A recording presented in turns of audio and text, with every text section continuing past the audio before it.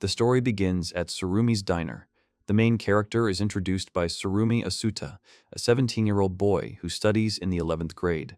He says that he helped his father here, but until the moment when they did not come. High-rise buildings began to be built next to this diner, which the institution began to interfere with. After that, nasty things and a lot of slander began to be said about Tsurumi's in the news. The hero's father was not particularly worried about this, and he was not going to give up his cafe, but at one point the circumstances changed dramatically. The hero finds out that his father was hit by a pickup truck at a speed of 80 kilometers per hour and goes to the hospital. There he sees the condition of his father and is surprised that he is still alive. Asuta runs up to his father and concludes that the pickup truck wanted to hit him on purpose, but he replies that a dump truck would not have helped the intruders. Suddenly, a doctor comes into the office and a man asks when he will be able to be discharged, but he replies that in his condition it can happen in a few months. Then he gets upset because he does not want to leave the cafe to his son. In addition, the man calls him a blockhead, which makes him a little offended. But Asuta notices that he will wield a knife in the kitchen in a wheelchair, knowing his father, and he agrees with him, saying that everyone is waiting for his cooking. Suddenly, Asuta's phone sounds, which he forgot to turn off, and as soon as he picks up the phone, Rihanna tells him that their cafe is on fire. The hero immediately tells this to his father, and he is shocked. The man reminds Asuta about the knife and informs her that it should not be allowed to burn. Then Asuta gets on his bike and starts racing to the cafe. Along the way, he tells me that we are talking about the Santoku knife, which his father values more than his life. He said that he would not give this treasure to the former owner of the famous Sasaki cafe. Therefore, they simply cannot lose this precious knife. The hero arrives at a place where people have gathered around a burning building. Asuta looks around and realizes with horror that everything will burn down in this fire. Suddenly, someone grabs him from behind and forces him to turn around. The hero recognizes the girl as Reina, who called and grabs her by the shoulders to calm her down. However, then he decides to throw himself into the fire while she starts screaming that it's not worth it. After that, Asuta loses consciousness and wakes up lying on the ground. He starts to look around and notices Santoku's knife in his hand. Suddenly, the hero begins to remember what happened the moment before his death and is horrified. But then he concludes that he has entered the afterlife. Nervously swallowing saliva, the hero takes the knife in both hands and remembers Rihanna and his father. But suddenly he is distracted by strange sounds from the forest. The hero turns in fear and begins to move backwards. He used to assume that this was heaven or hell, but now he doesn't understand at all where he got to. Asuta thinks it might be a wild animal, and he begins to want to run.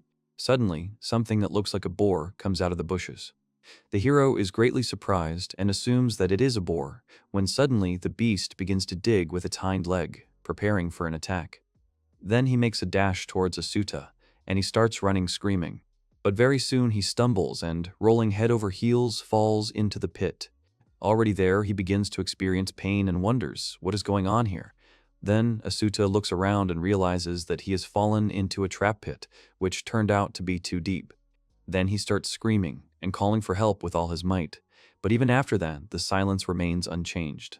This makes the hero furious and starts shouting already that he is tired of everything and insults the one who made this trap. Suddenly, a woman's voice answers him, saying that he is very noisy. Asuta is a little scared at first, but then he begins to think that he is lucky and is happy about it. He says that he fell into this pit, assuming that it was an evil joke, when suddenly the girl says that she dug it herself, causing him surprise.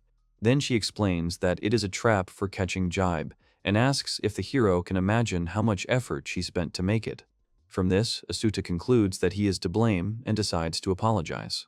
The hero informs that he is very sorry that he ruined her hard work, after which he asks the girl to help him get out. However, she notices that the hole is not so deep, thinking that he will be able to climb himself, and leaves. Asuta realizes that things are bad and asks the girl to stop. He reports that he turned his leg and can't get out on his own, but she replies that she doesn't care. Then, the hero begins to beg for help and asks why the girl is so heartless. Suddenly, she starts making him noisy again and still decides to lower the rope for him. Asuta immediately uses this opportunity, thinking that he knew from the very beginning that he would be saved. As he gets out, he notices that this place is very realistic for hell, because he does not feel that he is dead. Finally, he finds himself free and sits down on the ground, thanking the girl for her help. But when Asuta opens his eyes, he sees that she is pointing a sword at him with a serious look. She asks about who he is. The girl asks who the hero is, and he notices that this is a very unkind greeting. He reminds me that he has already apologized for Yama, but she says that he talks a lot and demands an answer from him. The hero begins to hesitate and decides to ask the girl to tell him what kind of place it is, since it does not really look like heaven or hell. Then she tells me that they are in the forest at the foot of Mount Manga. Then the girl adds that this is the western kingdom of Selva, the domain of Marquis Genos, after which she asks where the hero came from. He replies that he was born in Japan, in Chiba Prefecture, and asks if the girl knows about such a country. But according to her answer, she understands that she has nowhere to know, since they are definitely not in Japan right now. Then Asuta notices for himself that a very unusual fragrance emanates from this girl. It is sweet as an overripe fruit, inconspicuous as a flower bud, calm as greenery, exuberant as spices, the smell of meat and fat. Suddenly, the hero notices that he is hungry, and a loud rumbling comes from his stomach. The girl immediately starts to get angry and asks what he is up to. The hero does not understand anything and asks her again, after which his stomach begins to rumble again. The girl decides that he is laughing at her and concludes that she is considered stupid. But Asuta explains that he is not laughing at her and says that she smells delicious. But she replies that she does not have food with her and notices that, thanks to him, she will not have prey. The hero reminds that he has already apologized for the pit, after which his stomach begins to rumble again. Then he realizes that this is the end and informs that he is not encroaching on the girl's territory and therefore immediately decides to go from here. Asuta realizes that no matter how much he apologizes, the sound of his stomach speaks for him and notices that the girl is already literally shaking with anger. Then he closes his eyes and decides to say goodbye to his apparently second life. Suddenly, the girl's face changes a lot and the sword falls out of her hands, which makes the hero decide to ask if she really feels bad. She says that she has had enough words and starts crying, but then realizes that she cannot remain silent. But suddenly, the girl exhales and starts laughing. The hero begins not to understand her reaction, seeing that she was holding back her laughter. However, she then points the sword at him again and informs him that she will kill him. Asuta screams, asking why the girl wants to do this, after which she replies that she has never been humiliated like this and therefore promises to finish him off. Then the hero begins to apologize for hurting her self-esteem, explaining that his stomach is to blame for everything. Realizing that she needs to be convinced somehow, he asks not to kill him, saying he did not know where he was and how to behave. The girl says that she does not understand what he wants to say at all. She notices that he is clearly not from the Stone City, and does not look like a man from the Western Kingdom, after which the hero reminds that he is from Japan. Then she suggests that he go to her apartment, where he can tell everything. In addition, she promises to kill the hero and bury him if he refuses. Asuta asks if she is afraid to call him to her, but she replies that at night he will simply die in the forest without fire. Then the hero decides to introduce himself and is called Tsurumi Asuta. But the girl, trying to pronounce it, calls him Tsurumi Asuta. He repeats the correct pronunciation, but the girl pronounces his first and last name in a different way. In this case, the hero suggests that she just call him by his first name and asks what the girl's name is. She introduces herself to Ai Foi, after which she turns her back on him. After a moment, she turns around and asks what he is waiting for, telling him to take hold of her shoulder. He is a little surprised, but Ai Fa replies that time is a valuable resource for them and asks him to grab it. The hero fulfills her request, but after that the girl is embarrassed and pushes him away. Then she asks who allowed him to touch her breasts, because she said to hold her shoulder, and he says that he understood. Suddenly, Ai Fa notices that Asuta is hiding a blade at his chest, which makes him nervous. He begins to convince the girl that he is not going to harm her and asks her to relax. But she doesn't understand what she needs to worry about and tells him that he can put a blade in her if he wants. However, she then adds that in that case she will quickly slit his throat. Then the girl notices that they have wasted their time after all, and says that if Jiba attacks them in such darkness, they will surely die.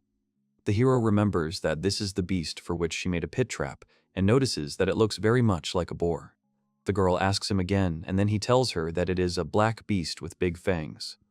Ai Fa confirms that it was Jiba and concludes that the hero has already seen him. He agrees with her, remembering that it was because of him that he fell into her pit. Suddenly, he notices that the girl's cape looks very much like the fur of a jiba, and she tells him that it belongs to a charming people who hunt these animals. Then she adds that they live by eating giba meat and sell their fangs and horns. According to Atsufa, the residents of the stone capital despise them and call them giba horse, and the hero asks why such an attitude was formed. Then the girl says that the meat of the giba is quite tough and has a not very pleasant smell, and therefore those who eat it also acquire such an aroma. But the hero suddenly screams that she does not stink, but on the contrary, it smells quite nice. In response, Ifa decides to remain silent while he continues. Asuta says that his nose feels it perfectly and assumes that this jiba is probably delicious because it looks like a boar, and the boar itself is very tasty. Then the girl replies that the food cannot be tasty or cheesy, and the hero notices that this is quite harsh. For him, as a cook, although still inexperienced, such words sound like a challenge. After a while, they come to the right place, and the hero sees some kind of settlement. He immediately notices a pleasant smell and asks how many people live here. The girl says that the villages are spread from north to south, and there are about 500 people, and then adds that it takes half a day to walk from edge to edge. Suddenly, someone turns to her, which causes Ifi to have a clearly non-positive reaction and makes the hero afraid. They are confronted by a guy who asks who is next to her, unattractively noticing Asuta's thinness. But the girl decides not to tell it and replies that it does not concern the guy, calling it Diga-sun. In response, he asks her a question: aren't the Sung ruling the lovely people? Because of this, it can be understood that he is not going to retreat. Then Diga approaches the hero and notices his unusual appearance. He asks what nation Asuta is from, but the girl again replies that it does not concern him. Ifa remembers that she has no debts to the guy's family and adds that all his chatter is a burden to her, and therefore suggests that he disappear somewhere faster. Diga starts to get angry, but then the girl tells him to challenge her to a duel if he doesn't like something, because otherwise he'd better not show his face to her, because he makes her uncomfortable. After that, Ifa turns around and leaves, so abruptly that the guy jumps up. Then he starts shouting and calling her names, and in addition tells her to be careful and watch out for her head being split open from behind, confusing her with Giba. The guys are leaving Diji. The hero notices that it is better to keep good relations with neighbors, although later he admits that it is not for him to say this. Then the girl tells that this guy, on the night when her father died, made his way to her bed and tried to abuse her. Therefore, Ifa beat him after that so that he could not stand on his feet and threw him into the river. But now, because she has disgraced the heir of the Sung, there is no place for her in the village. She calls Sung a serious opponent, and the hero decides to take back his words, saying that he should have been beaten. However, Ifa replies that it doesn't make sense. Moreover, the Suns could have been completely expelled from the settlement after such a thing. The hero agrees with her, when suddenly a rumbling sounds from his stomach. The girl starts to lose her temper and asks if he did it on purpose and if he really wanted to swim. Sometime later, they come to a small house, and Ifa tells Asuta to come in. When he goes inside, he is surprised to notice that you need to take off your shoes here. At first, the girl decides to cook a meal, since she is already extremely tired of the sounds of the hero's stomach, and he expresses his gratitude. Asuta starts to look around and asks if her family is at home, but she says that her father died, as she said before, and her mother died even earlier. Then she points out again that he is making noise and tells him to sit quietly, which the hero decides to immediately agree with. After that, the girl takes off her cape. Asuta notices that the smell has become even stronger, when suddenly the girl turns to him. He immediately jumps up, asking what happened. Ifa asks me to tell you what he hides under his clothes, because it is customary for the forest people when someone comes to someone else's house. The hero begins to take out a knife and asks if it is necessary, but the girl replies that it must be done since he stayed the night there.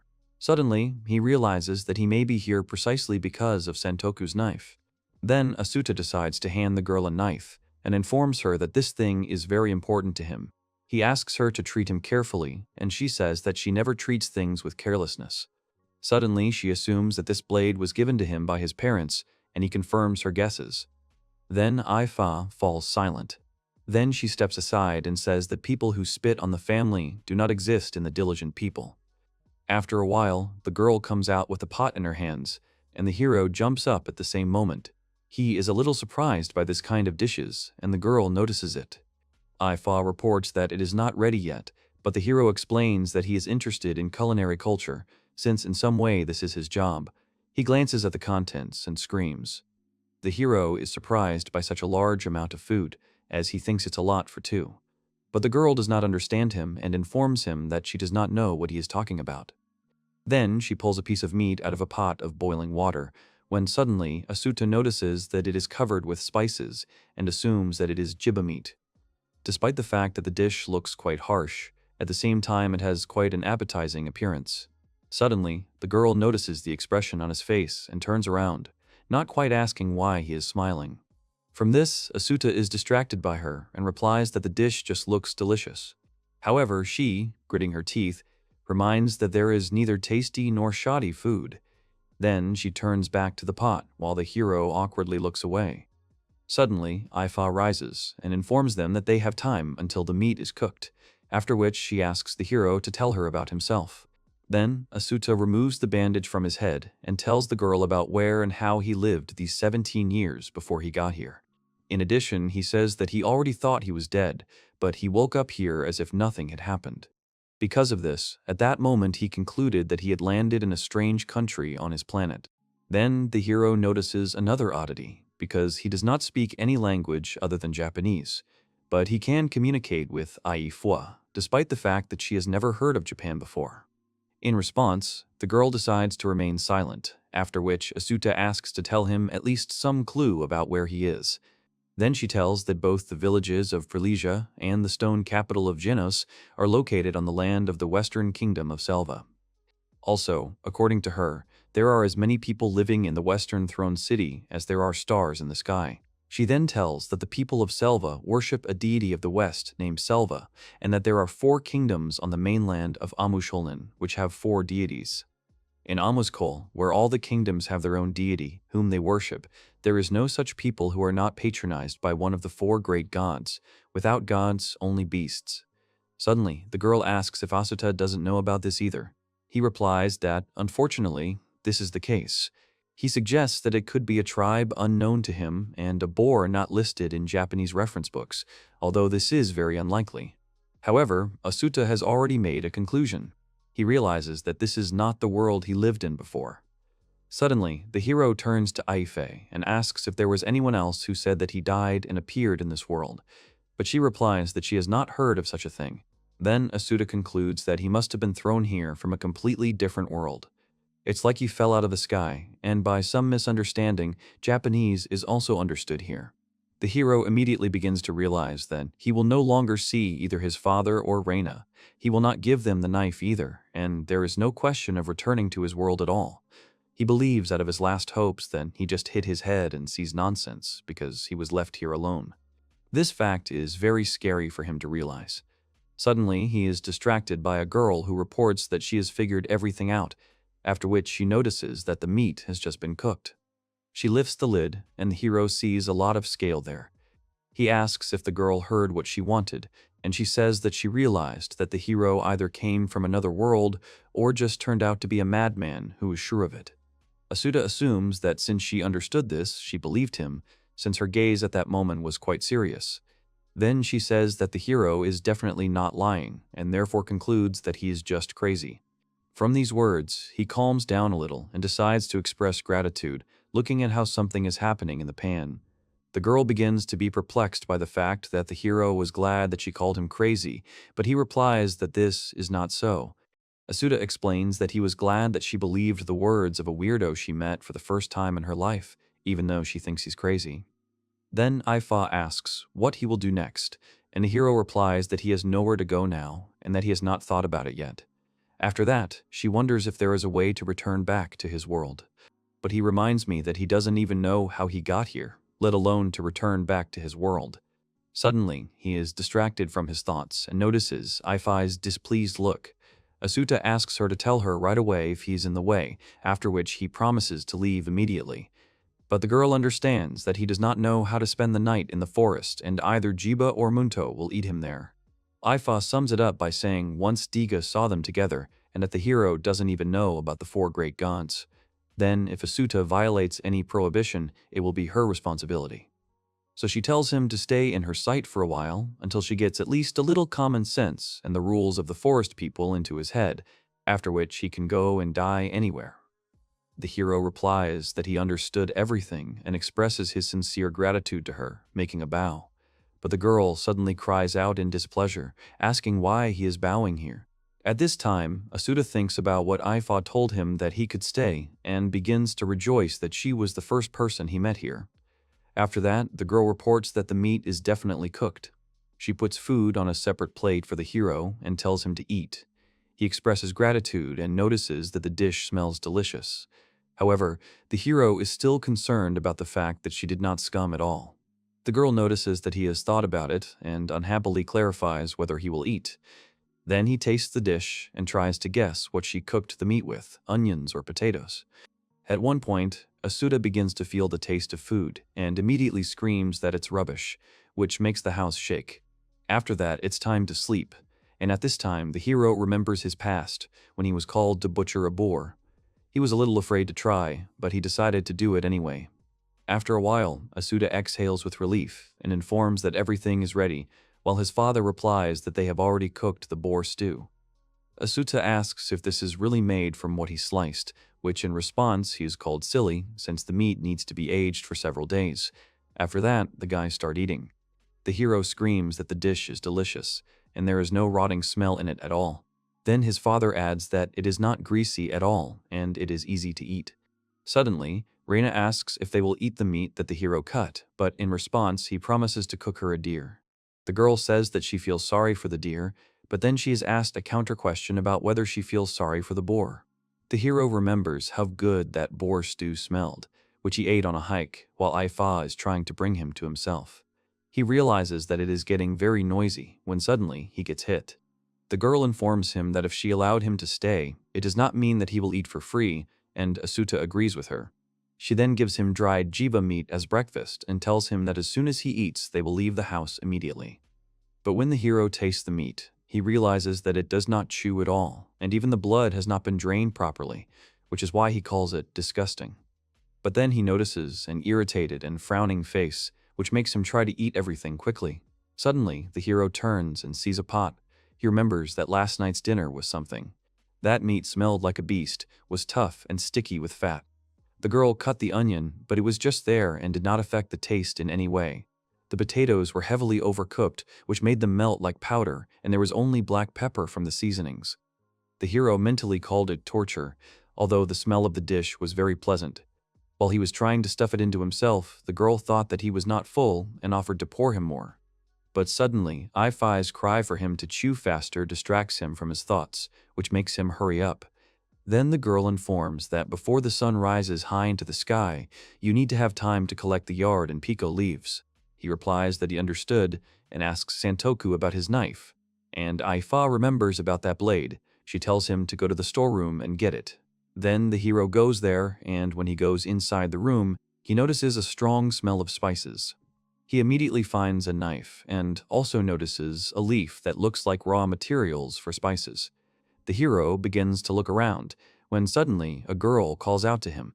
Ifa starts shouting at him to move as they have already spent a lot of time. Then she reminds them again that they need to hurry up when suddenly she notices that they are not listening to her. The girl sees that he is staring at the groceries. Then she asks why he is looking at the pantry since he is not going to eat it anyway, but the answer is that he tells her that he is the son of a cook. Suddenly, he realizes that he wants to tell her something, despite the fact that this girl does not care about the taste of food at all. However, the hero decides to do it anyway. He decides to ask her to let him cook dinner for her from that evening on in gratitude for sheltering him, but at first he gets silence in response. But then she asks him again, displeased. The girl concludes that the hero wants to thank her for what even a child can do, after which she calls him a fool and asks him to stop generating such ideas. Asuta begins to deny this and convince her that the cooking he knows about is very different from the local one, but Ifa calls food only a means of survival, which the hero also begins to deny. He says that this is not only a remedy and asks her to test his culinary skills, as it may benefit her a little. Then the girl decides to put up with it and tells Asuta to do as he wants. The hero gets permission to cook. The girl notices that he has made a very pretentious statement and informs him that he will not be well if this turns out to be a childish prank. He rushes to her, asking what she means, but Ifa tells him to go. Walking through the forest, the hero begins to feel the heat and suddenly looks at one plant. But the girl replies that they do not need it, since the pico leaves grow on the riverbank. He agrees with her, wondering how she noticed that he stopped. Asuta concludes that pico leaves are the raw material for black pepper, as he saw them dried in the pantry. Ifa agrees with him and tells him that the meat is rubbed in, that it did not rot, but the effect lasts only a month. Then the hero approaches another plant and asks if these fruits are used for anything, when suddenly the girl tells him to take his hands off. Asuta immediately freezes, and she informs that it is forbidden to take away grace from Mount Mogi. The girl tells them that they can only collect inedible grass for themselves, since Moga Mountain and the forest nearby are the land of the western kingdom of Selva. Then she says that the lovely people originally lived in the southern kingdom of Jagal, from where they escaped. Here they were allowed to settle on the condition that they would hunt jibe, so they became a people of eating jib. The hero realizes that jiba is rather perceived as a pest, when suddenly Ifa calmly informs that if he violates the ban, he will be scalped, which makes him afraid. After that, they hit the road again. The guys approach the riverbank, and the hero notices that there are no plants here. Suddenly, the girl comes forward and tells that before looking for pico leaves, you need to take a bath. The hero falls into a stupor and concludes that they do not need to come here. But suddenly, Ifa turns to him and asks him to hold her things, since she is all sticky with fat. The girl begins to take off her clothes, while he asks her to stop. He is surprised that even here the matter has acquired an obscene character, when suddenly the girl decides to say, just in case, that you can't look at an unmarried woman without clothes. Then the hero closes his eyes. But suddenly he realizes that he can probably look at a married woman and immediately bulges his eyes. From these words, the girl becomes dissatisfied and simply asks him to watch while she washes, so that no one sneaks up from behind, and not to look here. The hero has no choice but to just sit and wait, since the girl told him not to look, and her things are so heavy that you can't move your legs. Then he glances at the rock and realizes that it is very disturbing to him, since it was behind it that Ifa went. Asuta thinks that if he sees her without clothes, he will be promised paradise on earth, when suddenly she notices something. Suddenly, a girl screams, which distracts the hero. He immediately jumps up and looks out from behind the rock, asking about what happened and asking her to answer. But without receiving an answer, he realizes that something has happened and therefore decides to go to her. The hero informs that he will have to look at the girl despite the fact that she told him not to do it. Looking at the river, he does not notice Ifu and is horrified to conclude that she was swept away. Then he decides to save her, when suddenly the girl emerges from the water and tells him not to approach. At the same moment, a large snake appears from under the water, grabbing her. The hero is frightened by this sight and notices that the beast has wrapped its left arm around him. Asuta gets hurt, but he decides that this is his chance. The hero informs the girl that he will pull her out of the water with a snake and tells her to get ready for a push. He lets the snake wrap around his arm even more, after which he makes a swing and hits the beast and the girl hard against the rock, forcing him to release her. The hero begins to rejoice that the snake has crawled away and rushes to Ifei. He decides to pull her away as her bones may be broken, after which he pushes the snake and her body falls into the water. Suddenly, Asuta notices that the girl is coming to her senses and asks if she can breathe. She replies that she only took a sip of water. At this time, the hero is staring at her breasts, although he understands that he can be killed for this, when suddenly the girl pushes him away. Then she grabs a knife, and Asuta asks her to stop, saying that he did not look at anything and did not see anything. But, in the same second, he gets hit several times and falls to the ground. When he opens his eyes, he sees that it has become dark and begins to hear Ifei's voice. She realizes that he is alive and tells him to get out quickly. Then the hero gets out from under Giba's body and realizes what happened. The girl tells him that the beast was behind him and tells him to always be on his guard. Asuta looks serious and agrees with her, although he does not like the fact that she teaches him while completely naked. But the girl again asks him not to look at her, as another time she may gouge out his eyes for this. However, since he saved her today, she decides not to do so, in response to which Asuta also decides to thank her for saving her. When Ifa gets dressed, the hero informs them that they now have a fresh jib. The girl offers to dismember him immediately, but he says that first you need to drain the blood. Ifa begins to look at him with a puzzled look, and then the hero understands what is the matter. He says that the stink of meat is the stink of blood, which just needs to be drained, but the girl replies that the blood will flow from the meat. But then she declares that in any case they will only carry their hind legs and is going to cut them off. The hero immediately stops her and asks her to let him do it. At first, the girl falls silent, but then she agrees. Asuta understands that he is facing a difficult task, since draining blood is not easy. It is necessary to cut the aorta or carotid artery while the animal's heart is still pounding. Besides, this is not a boar, and the structure of its body is not yet known to the hero. Then he turns to the blade and asks it to achieve the goal. Suddenly, blood begins to pour out of the beast's body, and the hero realizes that he is pierced, which he screams about. The girl begins not to understand why he is doing this, since they only need the hind legs of horns and fangs, but Asuta calls this waste. He decides to make sure that she tastes a lot more delicious, and not just the hind legs. Then the hero realizes that the animal has expired, which means that evisceration can begin, and begins to extract the insides, trying not to damage them. After a while, Asuta finishes and informs the girl that he wants to take the whole body of Jiba home, waiting for her approval.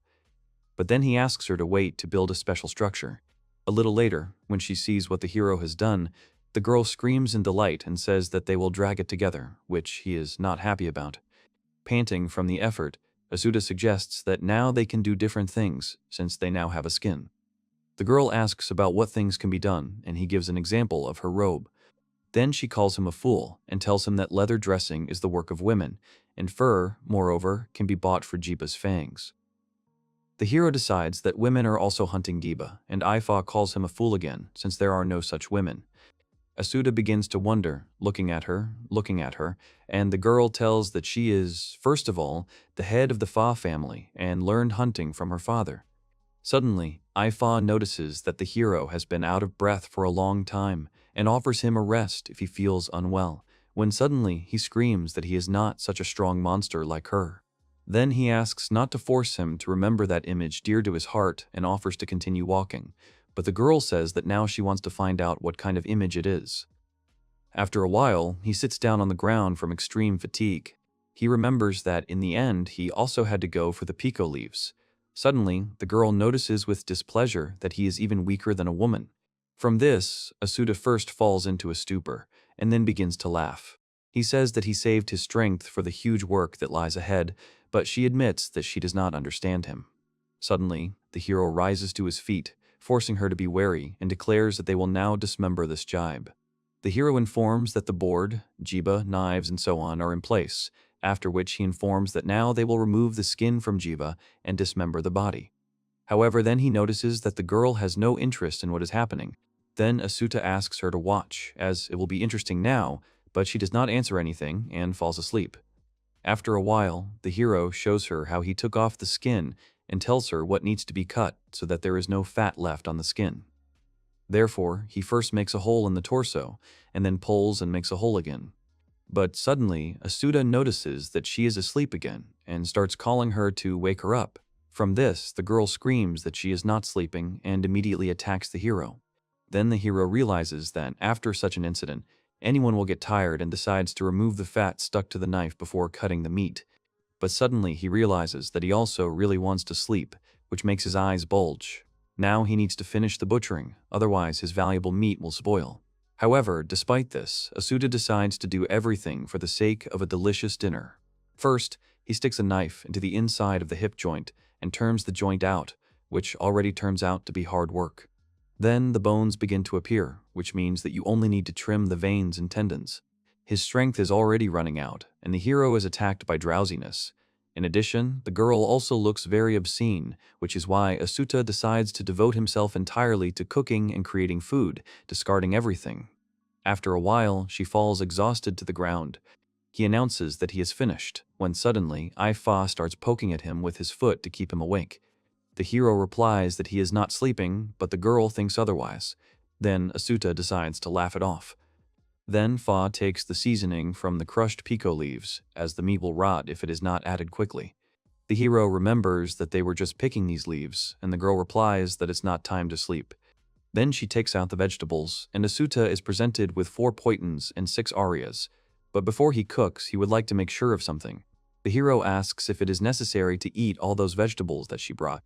Then the girl screams about whether he really thinks to stay healthy, eating only meat, which causes him to fall into a stupor. Ifa is interested in the reason that caused the surprised expression on his face, but the hero replies that he is of the same opinion. He is a little struck by an adequate reaction and then realizes that in this world there is a concept of a balanced diet. However, now he has only the meat of the captured jiba in priority. Then he takes out his father's knife again and starts slicing lard, into which the blade enters without problems. The hero understands that the knife is in excellent condition and you can cook everything with it. Suddenly he decides to ask if there are any other spices and something edible in this house, since he should have the opportunity for an idea. The girl replies that there is fruit wine and salt, and the hero pays attention to the latter. She says that if you eat 3 arias and 2 potans with jiva meat, then you can forget about the ailments for a while, and that salt is necessary for cooking dried meat. While the hero notices that the girl suddenly became dissatisfied, he understands that if they use salt to dry meat, they will surely find out that this seasoning prevents rotting. At this time, Ifa leaves and returns, taking salt with him as well as fruit wine. The hero takes a large sheet and, when he unfolds it, sees blue rock salt. The girl tells him that it is necessary for the exchange and that such an amount is enough to buy the horns of 1 jiba, after which she asks him not to use salt in vain. Then Asuta understands why her mood has deteriorated and promises that she will use salt carefully, although, to tell the truth, he also wanted to try fruit wine. But suddenly he notices that the girl, as if nothing had happened, starts drinking wine from a jug and screams. The hero asks if it's too early to drink wine at that age and assumes that she does it out of desperation, but she replies that she is 17. Then she adds that she is free to decide whether to drink or not, and Asuta remembers that this is not Japan. He assumes that the calendar is different here, and that the girl did not live exactly as many years as she said. But then he screams that they are the same age, although the girl does not understand why she needs this information. The hero replies that there is nothing important in this and receives in response an incomprehensible reaction similar to his own. After that, he returns to cooking. First, he decides to take an aria, similar to onions and jiba meat with lard of about 900 grams, and then begins cooking. In the boiling water, the hero puts about 15 grams of rock salt, and immediately after it the meat of the giba. After a while, a lot of scale appears, and he decides to remove it, since otherwise he will make the same mistake as Aifa yesterday. At this time, the girl enters the room with firewood in her hands, but Asuta asks her to wait a little, since now there is no need to throw them up. She begins not to understand why, because if the meat is not boiled in boiling water, then it will be impossible to eat it. The hero agrees with her and explains that this is why he wants to cook it slowly over low heat. A lot of scale was formed from those parts where there is fresh fat, but he took off quite a lot of it and therefore decides to cook the meat well. Then he tells the girl that the problem is with the thing that looks like a potato, and she calls him a poitan, but the hero reports that he cannot put this mess in the cauldron. Asuta notices that she has been strongly insisting on poitan and aria lately, but she replies that he does not understand anything. She says that if you eat jiba meat mixed with 2 poitans, 3 arias, and pico leaves, then he will get a lot of strength. Ifa says that these forces can last for a whole day and calls it the wisdom of the people of the forest. At this time, the hero notices that this is just like the diet of sumo wrestlers, dried meat in the morning and absorption of all the necessary nutrients in the evening. Then the girl decides to ask when it will be possible to eat, since she is very hungry and the sun has already set, and the hero replies that very soon. He goes to the pot and informs her that more scum will appear very soon, which makes the girl change her face. She asks if it hasn't boiled, but Asuta replies that it hasn't and decides to scale it again. Then he tells me that after that, he will add the aria and cook for about an hour. Ifa asks again if this is really necessary, and the hero replies that yes. He says it takes about 2-3 times longer to cook compared to yesterday, which is why the girl falls to the ground. From this, the hero begins to be perplexed and apologizes to her. But the depressed Ifa begins to crawl on the ground and say that she said that she trusted him and was responsible for not bothering to find out the details. Asuta realizes that she is very hungry, since she is so desperate, but still asks her to wait a little longer. He is filled with confidence and promises to treat her to a very tasty dish. Then he adds more firewood, and the water begins to boil, after which he adds more pico leaves. Finally, after some more time, the hero informs that the high-bee soup is ready. He introduces this dish to Ifa and says that this is what she has been waiting for, asking her to eat as much as she likes. The girl notices that he did not put the fountain, but the hero asks her to just try. After that, they sit down and start the meal. The hero stays here and realizes that he has achieved what he wanted. He made a fragrant soup where spices are perfectly combined with meat. But then he glances at the girl and gets silence in return. Then the hero decides to gather his courage and try the meat of the giba. He begins to feel the lard and meat melting in his mouth and how well Arya has gone into the soup. The hero understands that he cooked it delicious, but the girl's behavior makes him more anxious. Then he decides to turn to her and ask her how she likes the soup. However, she replies that she is sure that the impressions of food do not make sense. Then he notices that he spent a lot of time cooking and asks if it was really pointless. The girl replies that for her food is a means of survival, which cannot be tasty or cheesy. But then, when the hero already has time to despair, she adds that she clearly understood what exactly is called delicious. Ifa says that the process of eating is pleasant in itself and suggests that she herself became happy because she ate something delicious. Then the girl assumes that she has understood the reason why the hero is passionate about cooking and why he is embarrassed. Then, for lack of suitable words, she admits that he is right. Seeing the expression on Asuta's face, she asks him not to make such a face and informs him that he got a delicious dish. But he expresses gratitude and understands that he wants to get the girl's recognition of his existence because his heart is on fire. 4 days have passed since that moment. Now, the biggest difficulty is that he couldn't cook the poitan properly. He collects firewood and herbs until noon, and after that he studies the fountain with the permission of Ifa. Asuta is limited to using 1 poitan per day. Then he tells me that if you cook this plant, it becomes soft. If fried, it falls apart. If fried in oil, it becomes powdery lard. But then the hero adds that poitan is also bitter and does not understand what to do with it. Suddenly, he gets hit by Ifa. She tells him to shut up, and he apologizes, congratulating her on her return. It turns out that, while he is cooking poitan, the girl goes hunting. She informs him that she wants to give him something, and the hero receives clothes and a dagger. The girl says that her father left these things to her, and the hero begins to doubt whether to accept them. Then she reports that she feels shame on the riverbank with him, that is, at the washing place. Seeing that he did not understand, she tells him that he stands out in his snow-white clothes and says that this is why she is ashamed of him. In the end, the hero decides to accept it and promises to treat her carefully. But the girl perceives this as foolishness and asks if he has figured out how to make poitan delicious. Asuta replies that there is no progress at the moment and decides from that day on to use less poitan since the girl allocates valuable products to him, but he could not do anything. But she says that this is impossible since there are 2 poitans and 3 arias so as not to catch some kind of illness. The hero notices that she is very healthy and assumes that this is due to a proper diet. Then an epiphany comes to him and he realizes that if we assume that Arya is an onion, then there is one missing element of nutrition. The girl does not understand his reaction when suddenly he rushes into her arms.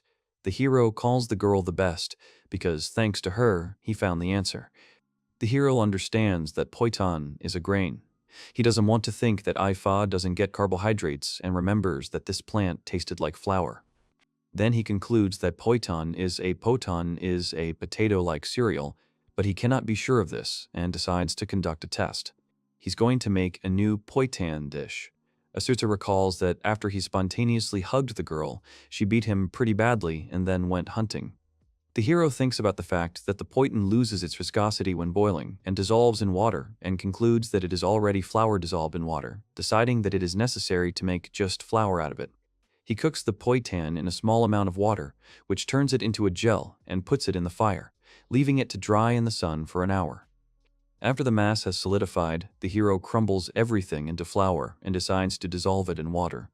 Then he puts it on the fire and gets a kind of wheat flour, which can act as a thickener. In this case, he decides to challenge what he hesitated before, but then wonders, will Ifa be happy? When she returns, he informs her that he is going to challenge a new dish, but she tells him to do whatever he wants. After that, she moves into the sleeping Buddha pose with an angry look, which is why Asuta decides to defuse the situation. He tells her that he is trying on her father's clothes, but Aifa replies that it does not suit him. Then the hero just starts cooking. He takes out the ingredients and discovers that the meat has not deteriorated in 5 days, which is surprising. Then the hero starts cutting and glances away. Asuta replaces lard with butter and toasts the sliced aria, suppressing the fruit wine.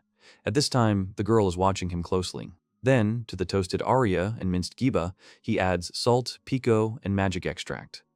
The hero adds a decoction of poitan as a thickener and begins to knead the mass. He decides to leave the fire small and realizes that the minced meat turned out to be beautiful, pink. Then Asuta starts a fight, and in one fell swoop roasts one side of the cutlets over high heat and then the other, after which he adds chopped aria and fruit wine. He says that if you cook over high heat, it is better to use an oven and hopes that the cutlets will turn out delicious, when suddenly he hears a sound from behind. The hero gets a little scared and asks why Aifa came here, to which she replies that this is her place and she has the right to go wherever she wants. Asuta assumes that she is interested and begins to feel pressure. Then he asks the girl to hold the plate, and she immediately fulfills his request. The hero is a little surprised that she's been waiting all this time and asks for it again, after which the same thing happens. He decides to add more sauce and asks Aifu to bring plates to pour over the cutlets, which she immediately does. For himself, Asuta notices her agility and finally informs her that the hamburger patties are ready, after which he leaves. After a while, he takes out the bread and says that he turned the poitan into this. It turns out that when heated, the poitan flour in water becomes similar to a rice base. Suddenly, the hero suggests that you start eating faster so that the food doesn't get cold. After sitting down, he wishes a pleasant appetite, unlike the girl, after which he notices that she was grumbling about something. The hero informs that it is better to eat bread with meat and begins to worry about whether he will be able to accept the result himself. Finally, he decides to do it and begins to feel the spreading taste of meat and the aroma of fruit wine. The cutlets turned out to be saturated and well chewed. In addition, they went well with baked poitan. The hero remembers with what suffering he ate it, when suddenly Aifa asks what he is smiling about. From this, he immediately comes to his senses and decides to ask if she liked the dish. But suddenly he notices that she has eaten almost all the poitan and the cutlet. The girl replies that it was delicious for her, and the hero thanks her. He then asks her to tell him more, but she immediately refuses. Then he decides to apologize for hugging her, when suddenly the girl is embarrassed and says that she is tired of him, and therefore refuses to talk. The hero remains perplexed to look at her, which makes her even more embarrassed. She asks Asuta not to do this, while he decides that if she said that the dish is delicious, then that's enough. Suddenly, a girl looks around the corner and asks what they are eating. The hero is interested in who it is, when suddenly Aifa tells her to go home, calling her Ryouridou. Then he realizes that the girls are familiar. But Rimi reminds them that they haven't seen each other for a long time, begins to be interested in what they eat, and assumes that the hero is Aifai's husband. But she begins to deny it, after which the hero asks who this girl is at all. The girl introduces herself to Ryouridou and says that she is friends with Aifoi, but she says that she can't stand children like her and asks her to go home.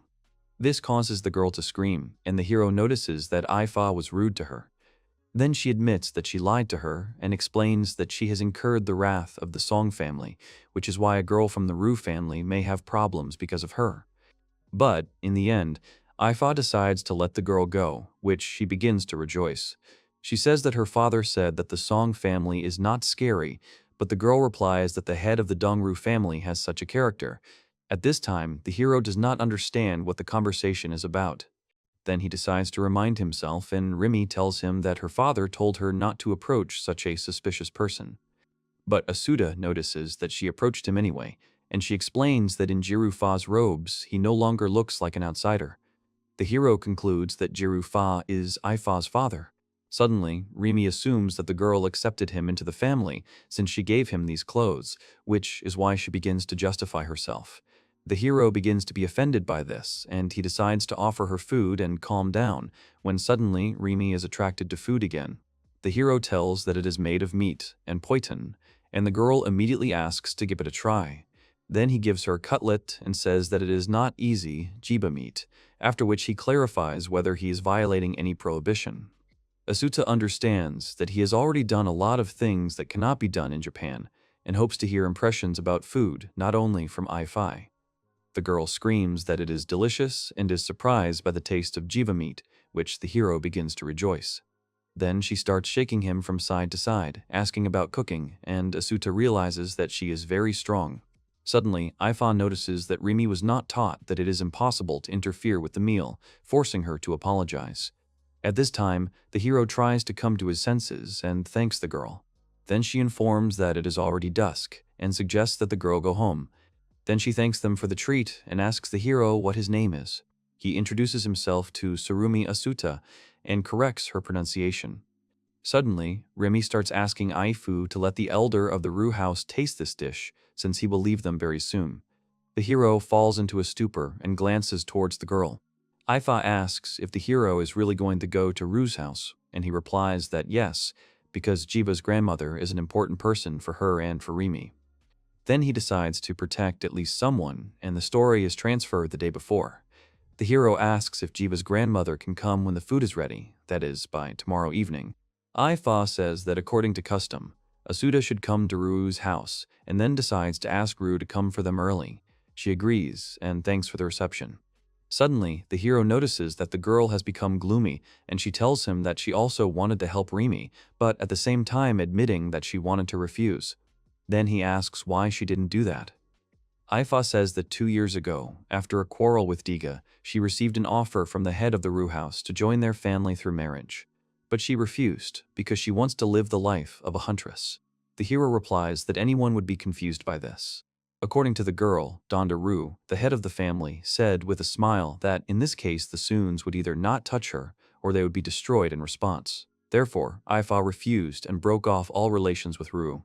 The hero notices that these family relationships contradict free will, but the girl says that they initially had such a share. She says that the trouble is that the Rue family has many families, even by the standards of the forest area, and therefore does not want to get involved with them.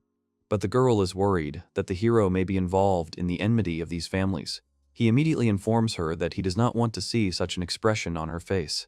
He says he wants to see his savior smile, after which she expresses gratitude. After that, the story is transferred to the present time.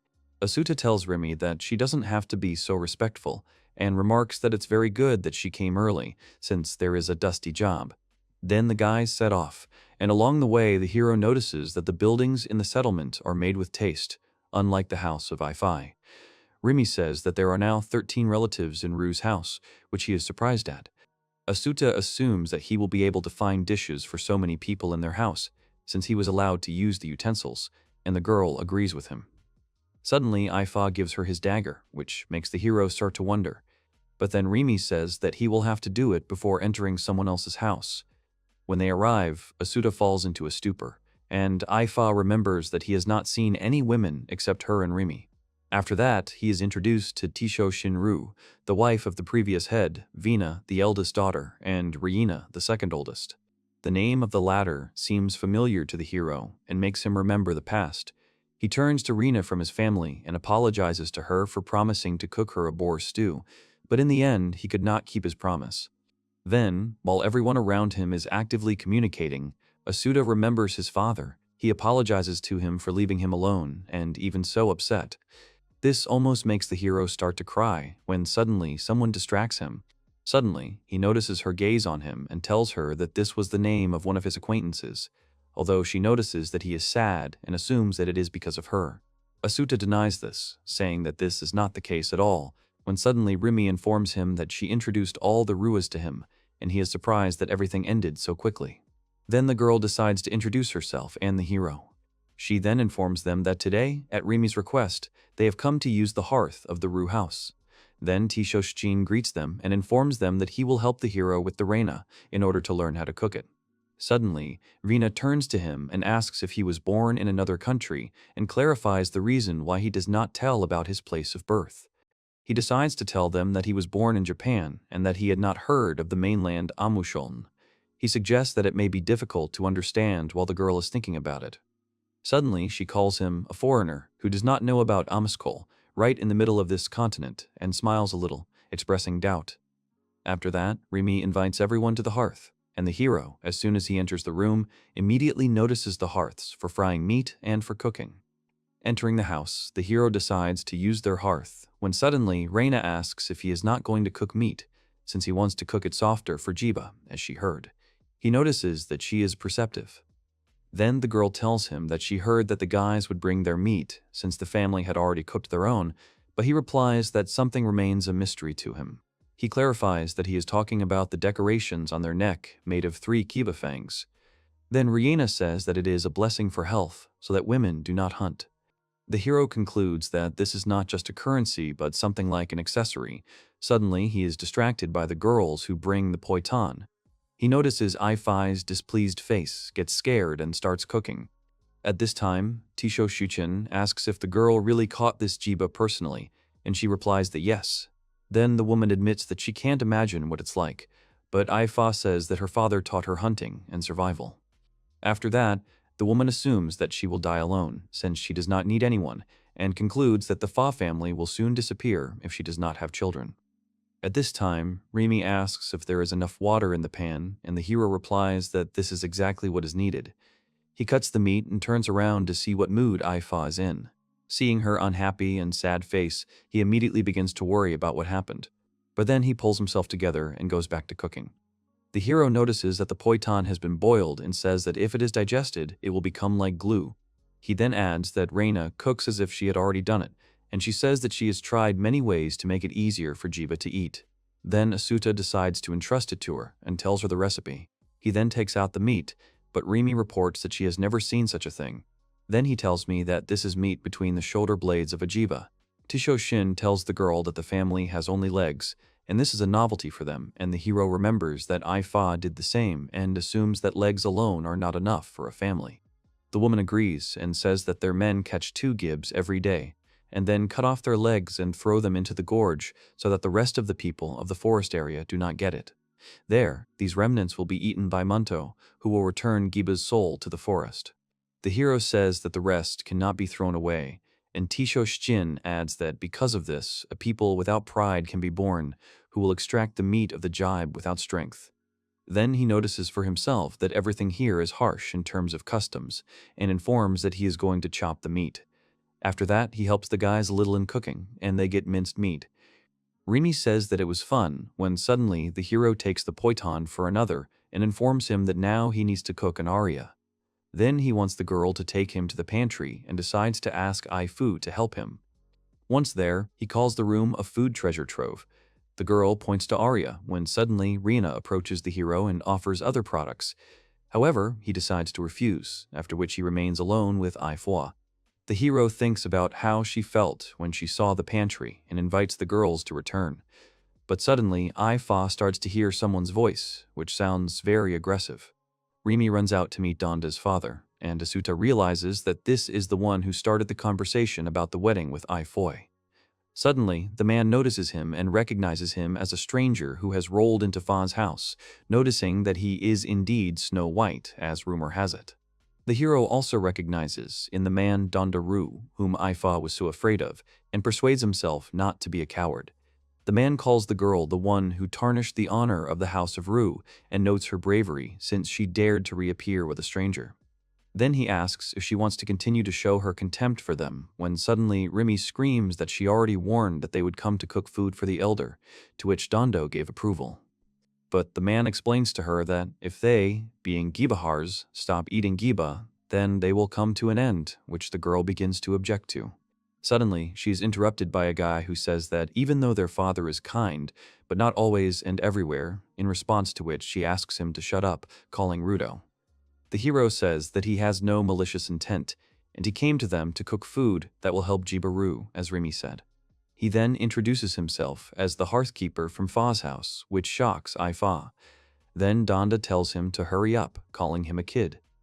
He returns to cooking and prepares the last cutlet, asking for the remaining dishes to be served on the girls' table. He is still afraid to look Ife in the face, because he just had a pathetic conversation with the head of another family. Suddenly, Rina announces that the table is set and everyone is gathered in the hall. Then Asuta decides to enter there and sees a bunch of people in the room, including the emaciated Jibaru. They begin to say a prayer, and he notices that Ifa was doing the same, concluding that he did not hear then that she was thanking him. As a result, the hero realizes that these are the same people, although they are slightly different from him. Therefore, he concludes that they will never leave their family in trouble. At this time, Reina is trying to feed Jibaru a cutlet, when suddenly the food falls apart a little. Jibaru remains frozen, which causes the hero to fall into a stupor. The girl begins to worry about her, while Donda says that such a soft porridge of meat cannot be called food, offering to give it to Munto. Because of this, Grandma can't stand it and gets to her feet, although Reina asks her not to. The man says that she is probably also angry at the hero when suddenly she turns to him. Jibaru calls Donda a child who has not changed even after many years. At this time, the others are shocked that she got up and started talking. Giba adds that what a man does not like should not be disliked by everyone, since this is the mindset of a child. After that, Rihanna finally persuades her to sit down. Grandma admits that she is no longer at the age to do so, and returns to the hero. She asks if it is possible to continue after she has eaten, and of course he agrees. The girl finally gives her a taste of the cutlets, and she says that thanks to the hero she remembered the old days when they were not yet called the people of the forest, but were part of the Jagal people. She says that in the south they lived happily, picking fruits and eating lizards. However, then there was a war, the forest was burned, and they were exiled to the forest in the west, like Giba Jora. According to Jiba, the mountain did not bestow mercy on them, and one by one they died of hunger. And even if they could kill this beast, its meat was not the most suitable food for them. She says that Jiba meat is tough and smelly, which is why she thought it was better to die than to continue eating such meat. Then Jibaru thanks Asuta, because thanks to him she remembered the joy of eating. The hero begins to dismiss these words, saying that he just showed how to cook, when suddenly his grandmother decides to bless him and gives him one fang from a necklace. He's about to give it up, since Jiba received this fang from her family, but suddenly Reina whispers to him to accept it as payment for today's work. Then everyone else decides as well, blessing the hero, giving him one fang, but except for one, and Asuta gets a lot of Jiba's fangs. Then Donda tells him not to get too cocky, because he doesn't care what others think about it. Then the man claims that the hero fed him poison, which causes him to fall into a stupor. But then he gets very scared and assumes that he will now be executed for this, and that this is a failure, but the girl tells him to calm down. Ifa notices that everyone else thanked him and blessed him, and asks him not to pay attention to the man. She then adds that she did something this time, when suddenly she is interrupted by Jibaru. She asks the girl to come over to take a closer look at how she has grown up. When Ifa approaches her, her grandmother admires how beautiful she has become and informs her that she looks very much like her mother. This girl is covered with emotions and she begins to cry with feelings. She admits that she feels guilty for not communicating with Jibaru all this time, in response to which he asks her not to worry and begins to calm her down. She suggests that the girl talk slowly since they have time. At this time, the hero exhales with relief, thinking that Iafai's relationship with the Ryu family has improved at least a little, when suddenly a guy turns to him. He notices that it is getting late and offers him to stay overnight. After a while, Asuta goes outside and tells that he was told that there is one hut that is vacant. However, the difficulty lies in how to find it, because all the houses here are the same. Then he thinks that he did not come here in vain, because the day was fruitful, and wonders if Ifai is feeling better and a little better.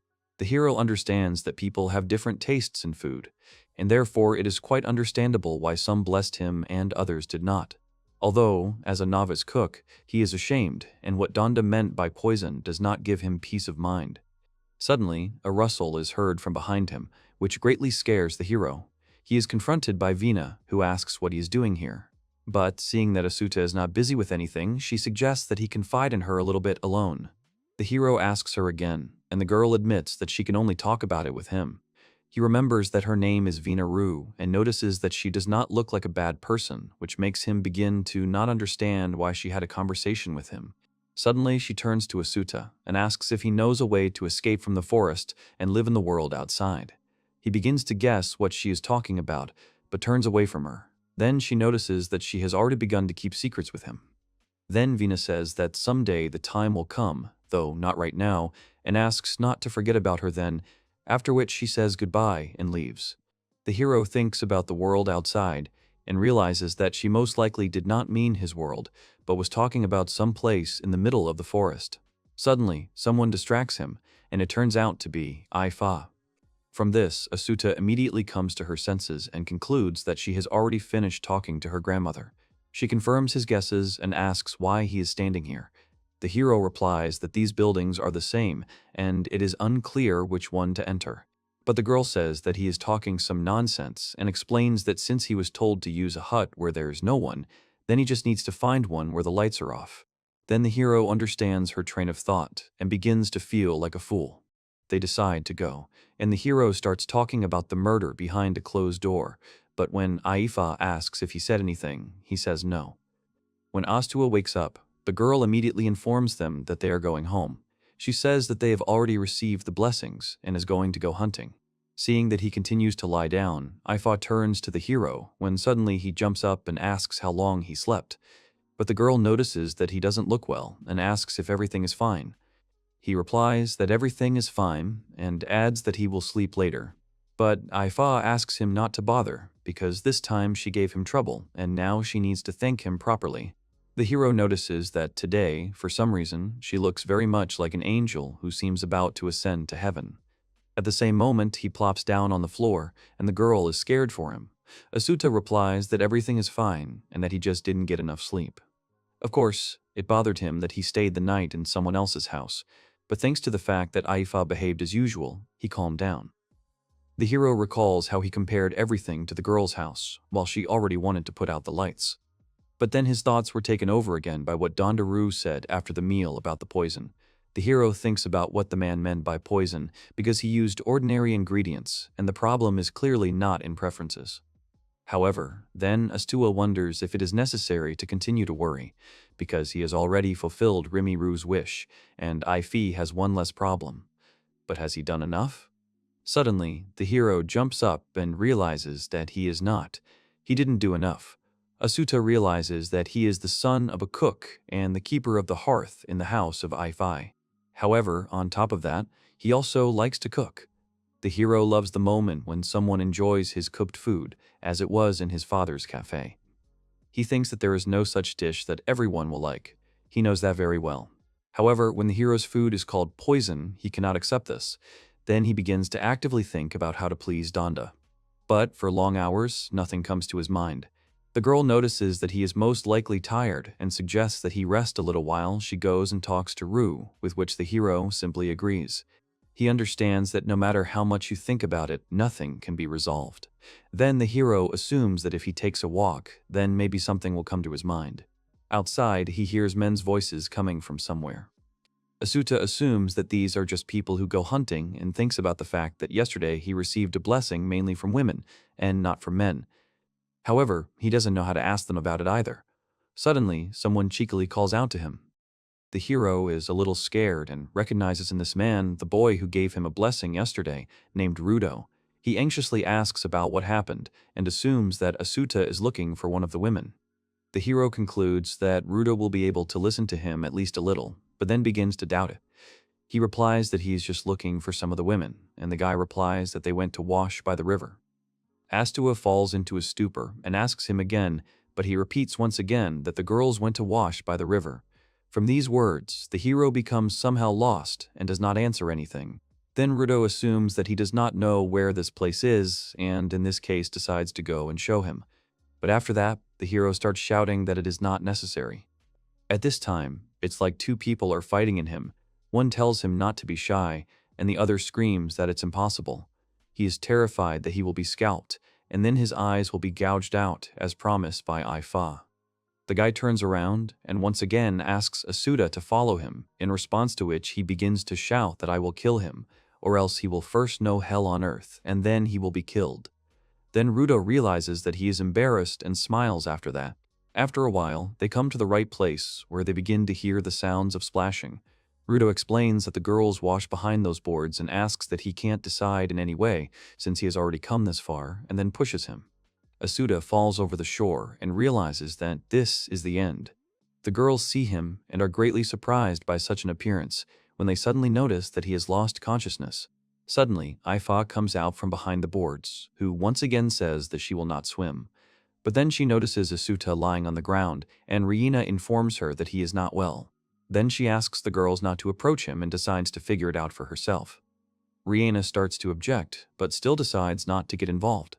When the hero comes to his senses a little, she asks if he is okay, and Vina notices that Ifa is worried about his household.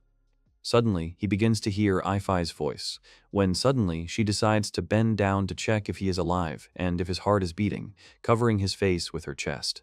Then she reports that there is a heartbeat, while Asuta does not understand what is happening. He thinks that he will die of suffocation with something soft, and that this death will be pleasant. But the hero begins to beg for salvation, and then the girl breaks away from him. She asks if he remembers her, after which the hero notices that she looks worse than usual and gets hit on the head. After that, they leave the shore, and the girl decides to apologize for hitting him on the head. The hero realizes that he could not hide his shock from what happened next. Apparently, the parental generation considered him a man, and Asuta's peers considered him a woman, because usually men are not the keeper of the hearth. Now, he is not up to poison. The guys sit down under a tree, and the hero asks what Ifa wants for dinner tonight. The girl replies that she wants cutlets, but he says that she always asks for them.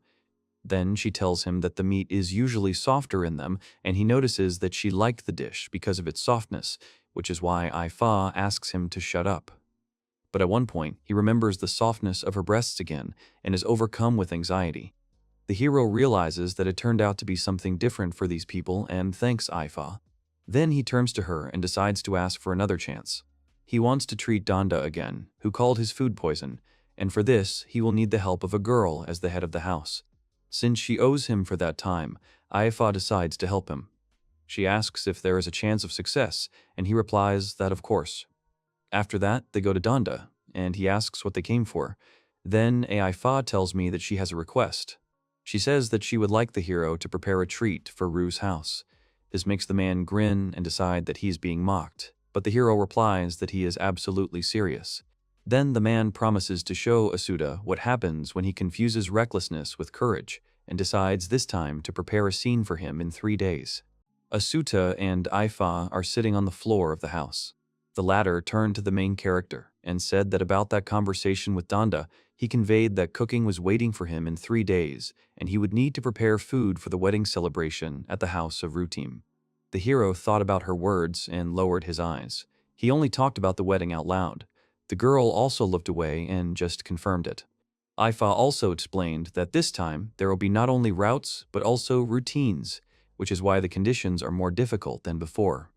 But the girl also warned him that the house of Ryouridou is also part of the Ryu family.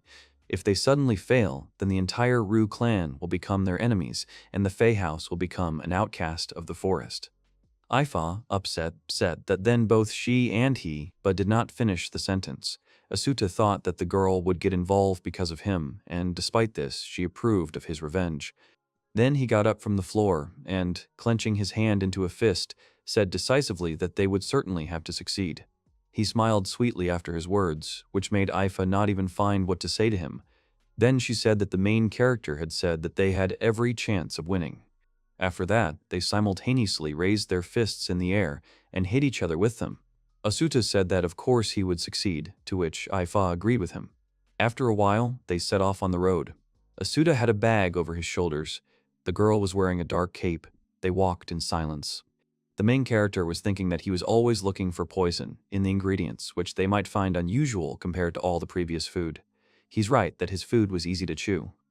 And anyway, looking away, he thought that since everything was exactly like that, he should be able to do it with these ingredients.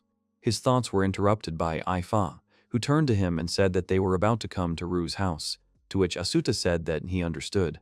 The girl said that as he wanted, she asked Rimuru to talk to the women so that they would help them. Before she could finish the sentence, the named one called out the main character by name. There were 4 other girls standing behind Rimuru. She said that as he asked, she called the unoccupied women, so a lot of them came. Rinnaru said she thought it would be nice to help Asuta. Vinaru asked what he needed help with at all. The main character smiled broadly at them all, patted Rimiru's hair, and thanked them from the bottom of his heart. However, he continued to smile and said that he didn't need any help this time, to which Reina and Guilt were surprised, opening their mouths. At the same time, in the house of Ryouridou, the head of the family was telling his son that he was about to get married. He set the jug down on the table with a loud bang. The head smiled broadly and said that who would have thought that the Ryu house would arrange such a magnificent wedding. The jug was in front of him. Then the smile faded from his face, and he asked Gazlan about what had happened, to which the latter replied that they had guests. They both turned around and saw that Asuta and Ifa were standing on the threshold of their house. Gazlan explained that it was about them that Dondaru was talking. The girl contacted him and said that, having received the recognition of the Ryu house, they had the honor to be in their house. She introduced herself and introduced the main character, saying that he was her household member. She said that they would help them with the preparations for the feast. The head of the family clenched his fists and agreed to her words, after which he turned to the girl and welcomed her into his house. After that, he punched in front of him and, glaring angrily, said that his beloved son was having a wedding, so let them not even think about spoiling it. Asuta stood there and could not find something to answer the words of the head.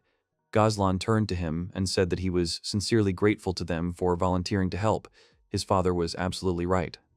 The son closed his eyes and said that not only they should enjoy the celebration, but everyone, because that's what he wants. Asuta thought about his last sentence. After leaving the house, Ifa turned to him and said that she only needed to prepare everything for dusk when the wedding would begin, to which the main character said that he understood everything and would definitely prepare everything on time. The girl turned to him and, smiling, said that she was thinking that even though he had his own motivation, but just so he knew, she couldn't wait for his cooking. After a while, Asuta began training. There were 3 large pieces of meat on the table in front of him, each with a beautiful cut. There were 3 girls standing near the table, and each was carefully looking at the meat. Vinaru asked him if he had brought 3 different meats. Reina asked if they would make a Hamburg out of it, to which the main character said no, this time it's different.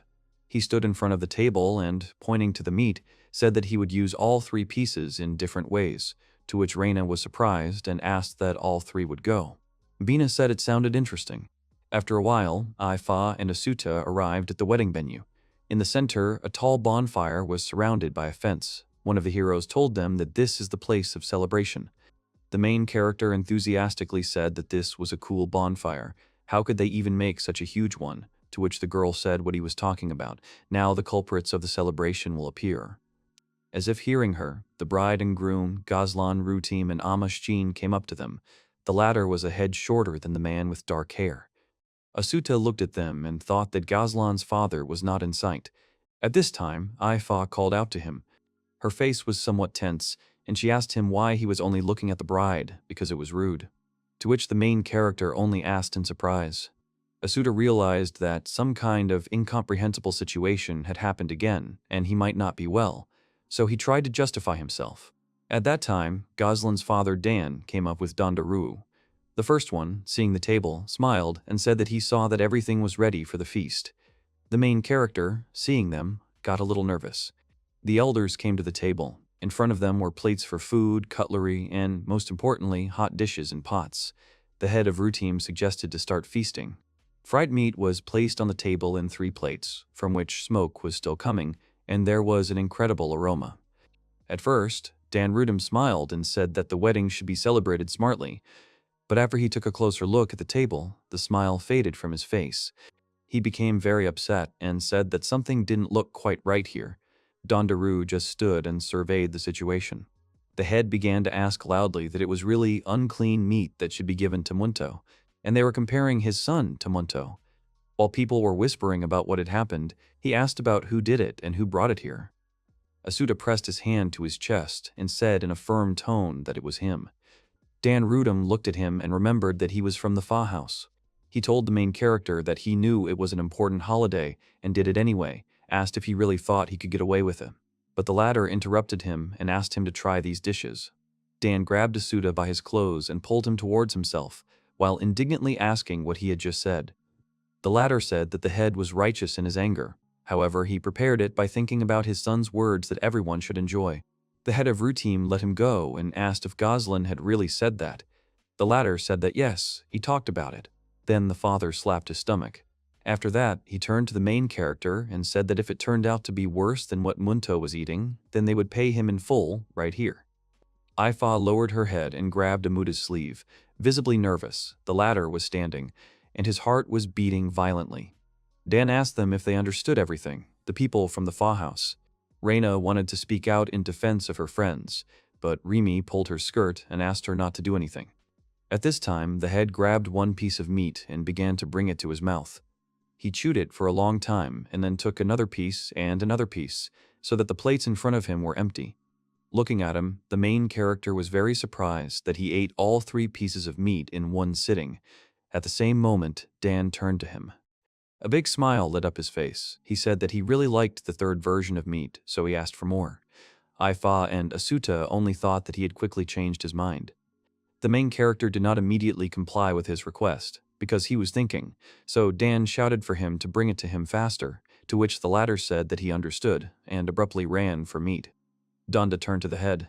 He asked the latter if he was really telling the truth now, to which Dan looked at him in surprise and said yes. A new portion was placed in front of the head, and he smiled, turned to Donda and told him to try it himself because it wouldn't take long. The latter just thought about it and said that's how it was. Dan Ryouridou shouted to everyone that they were now returning to the fun. The people were delighted and immediately came closer to the campfire. Asuta turned to Reina with guilt and apologized to them for dragging them with him. The latter told him that there was nothing wrong with that and asked him to look away. The main character, along with Vina, turned around and saw that Ru's father seemed to be eating the meat he had cooked. Asuta was very surprised by what he saw in front of him. Donda Ru, feeling that he was being watched, turned around while continuing to chew a piece of meat. The main character froze in one place, holding a plate of hot food in each hand. He looked at Dongru and thought about the fact that he had touched his cooking.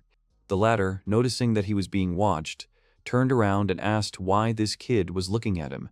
Asuta placed a plate of food in front of him, after which he said that this time he was just silently eating his cooking, to which Dondaru looked at him in surprise and asked him with displeasure.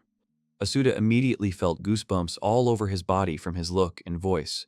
He turned around and said over his shoulder that he hadn't said anything, apologized for interrupting his meal, to which Papa Ru said that it was because his food was not poison. The main character turned over his shoulder, as he did not understand what he said. Donda explained that because this time his meat is not poison. Asuta's cheeks turned red, and her eyes opened wide in embarrassment after such words addressed to her. He thought again that his meat was not poison. He turned completely to Dondaru and wanted to ask him a question, but then Remy called out to him and asked if she needed to bring something. Papa Ru explained with the most serious look that he is a hunter and he hunts jibe, and that's how he lives.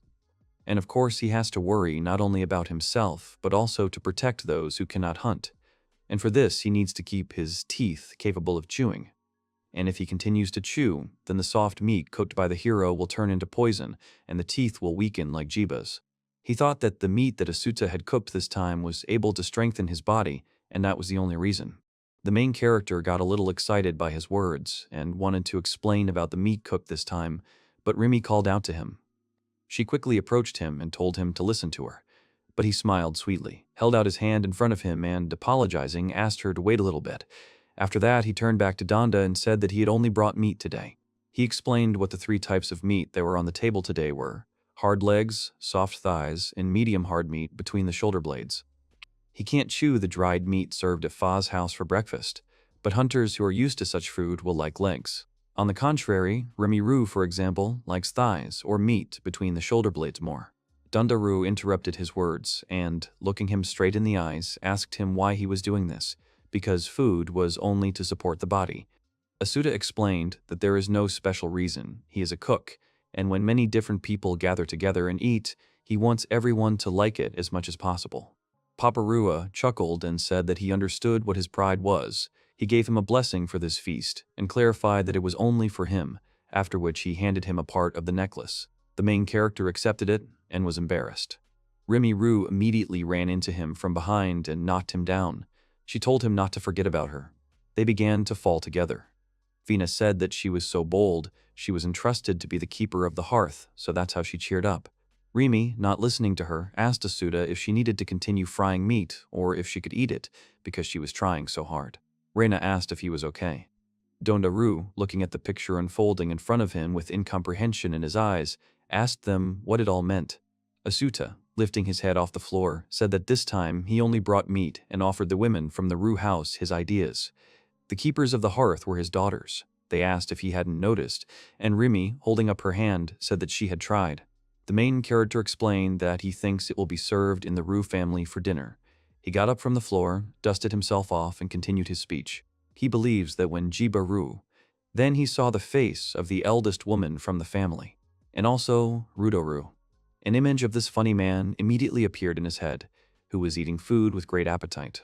And the elderly and children, men and women, all enjoy dinner together. This is the most important time for the family. Dondaru lowered his eyes and thought about his words. Aloud, he turned to the main character and said about the family. Then Dan Rutime came up to him from behind. His arms were crossed over his stomach. Smiling, he told him not to make such a sour face.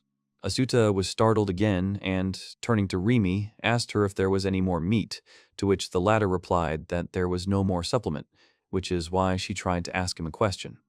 Several sweats came off the main character before he told Dan Rudum that there was no more meat, to which the latter asked if he was just talking about meat or something. Asuta replied in the negative, but he thought to himself that he thought he would ask.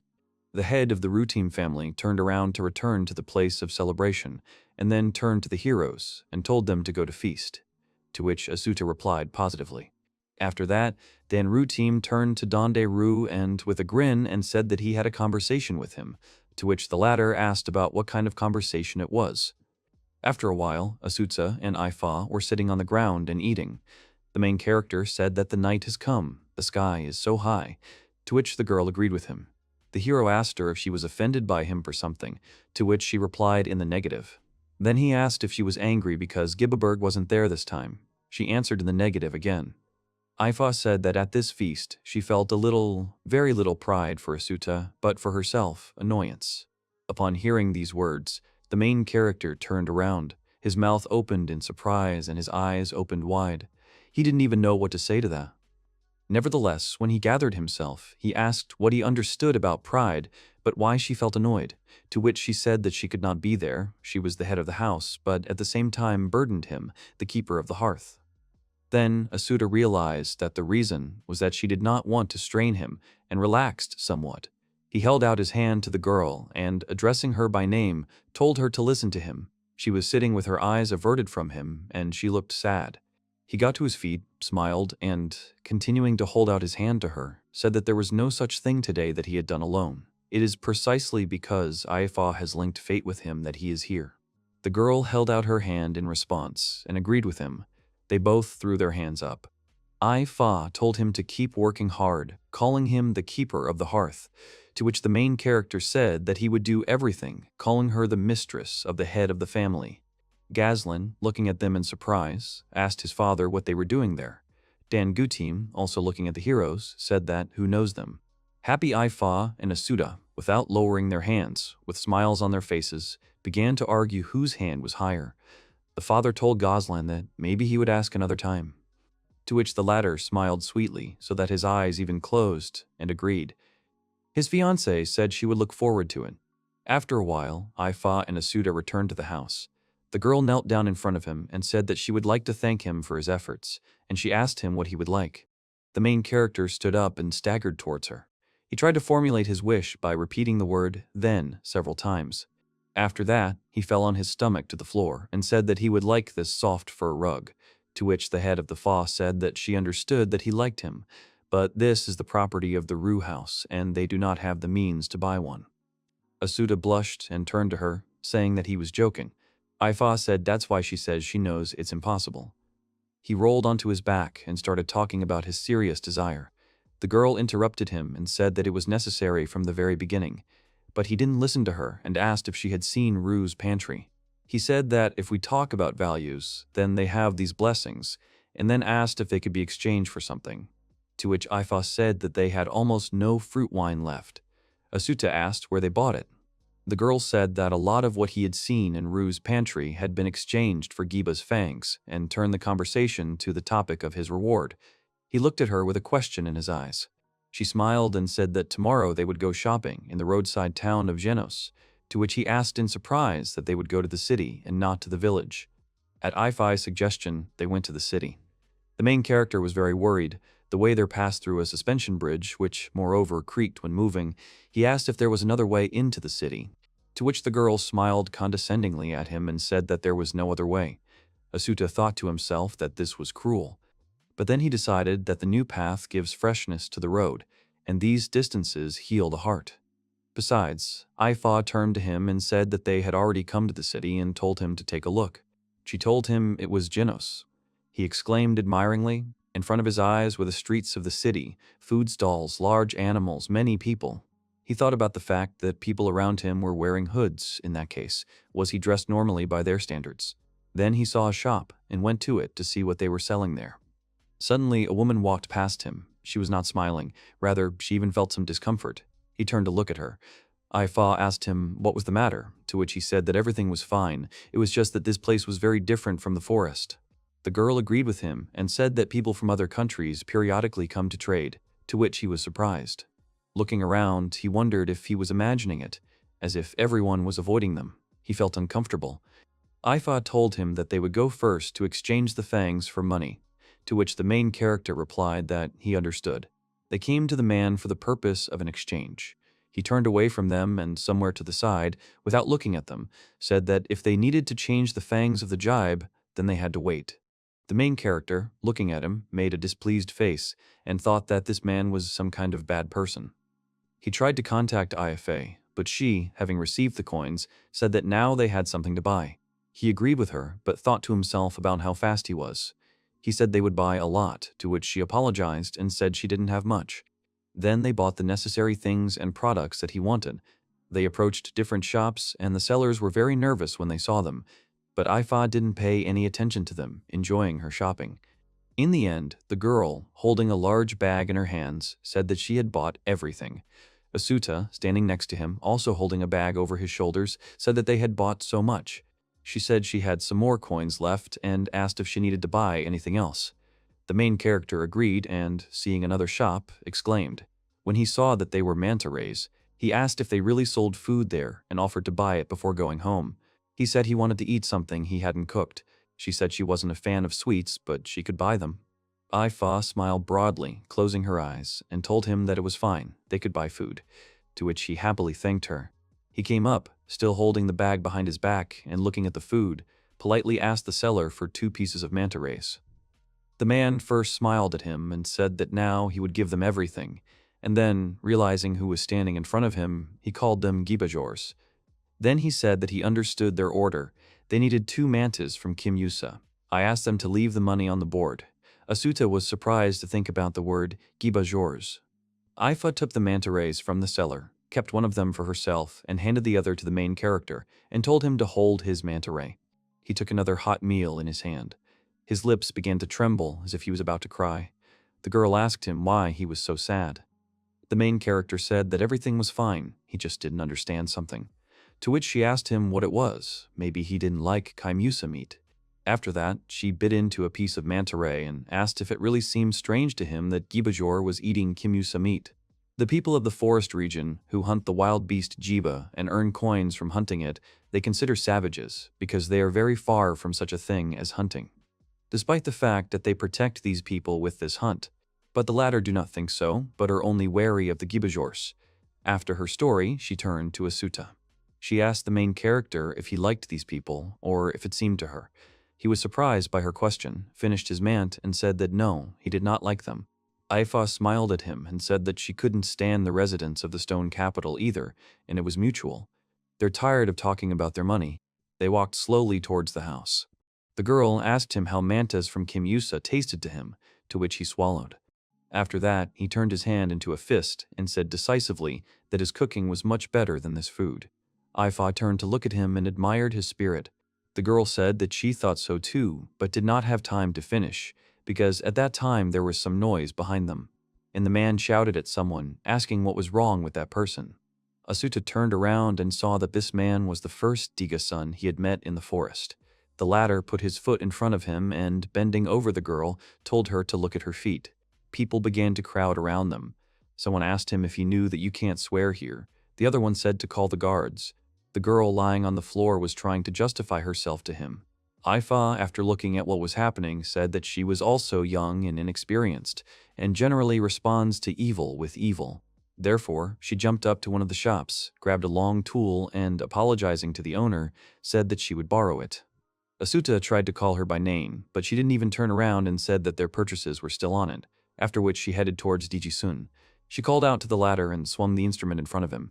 Her whole appearance showed a serious attitude. The impact caused her cape to fly apart behind her back. She told the man that he was bothering her eyes. The end of the instrument was a small hook that was located right next to DG Song's body. He froze and then asked her what she was doing. She replied that if he didn't want to get hurt, then let him disappear. More and more people gathered around them. Asuta was very nervous about Ifi. Suddenly, a man behind him, whose head was hidden by a hood, said that this was a cool woman. Then one of the guards came running and shouted, asking what they were doing here. One of the eyewitnesses said that the guards had finally appeared. Digasun, realizing that he could ask for help, turned to the man and asked him to save him, said that Ifa attacked him for no reason. The latter stood quietly, only narrowing her eyes. Asuta was loudly indignant at this. The guard looked at them, chuckled, and realized that the Parisians were standing in front of him. The girl also looked at him in response. The man turned to Ife and said that he had a conversation with her, so let her follow him. The latter gave the tool to the owner. He said that he had seen everything from the beginning to the end. Asuta was trying to say that it wasn't her fault.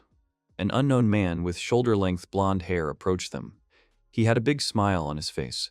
He said that, at first, Diga soon bumped into the girl, and when he was about to offend her for not apologizing, Aifa subdued him. The girl confirmed it. The guard, after listening to this, concluded that there was no fight. After that, he turned to the passers-by and told them to disperse. The shopkeeper did not take the instrument himself, so Aifa came over and put it down herself, saying that she had returned it. He only exclaimed in fright. Asuta called out to her.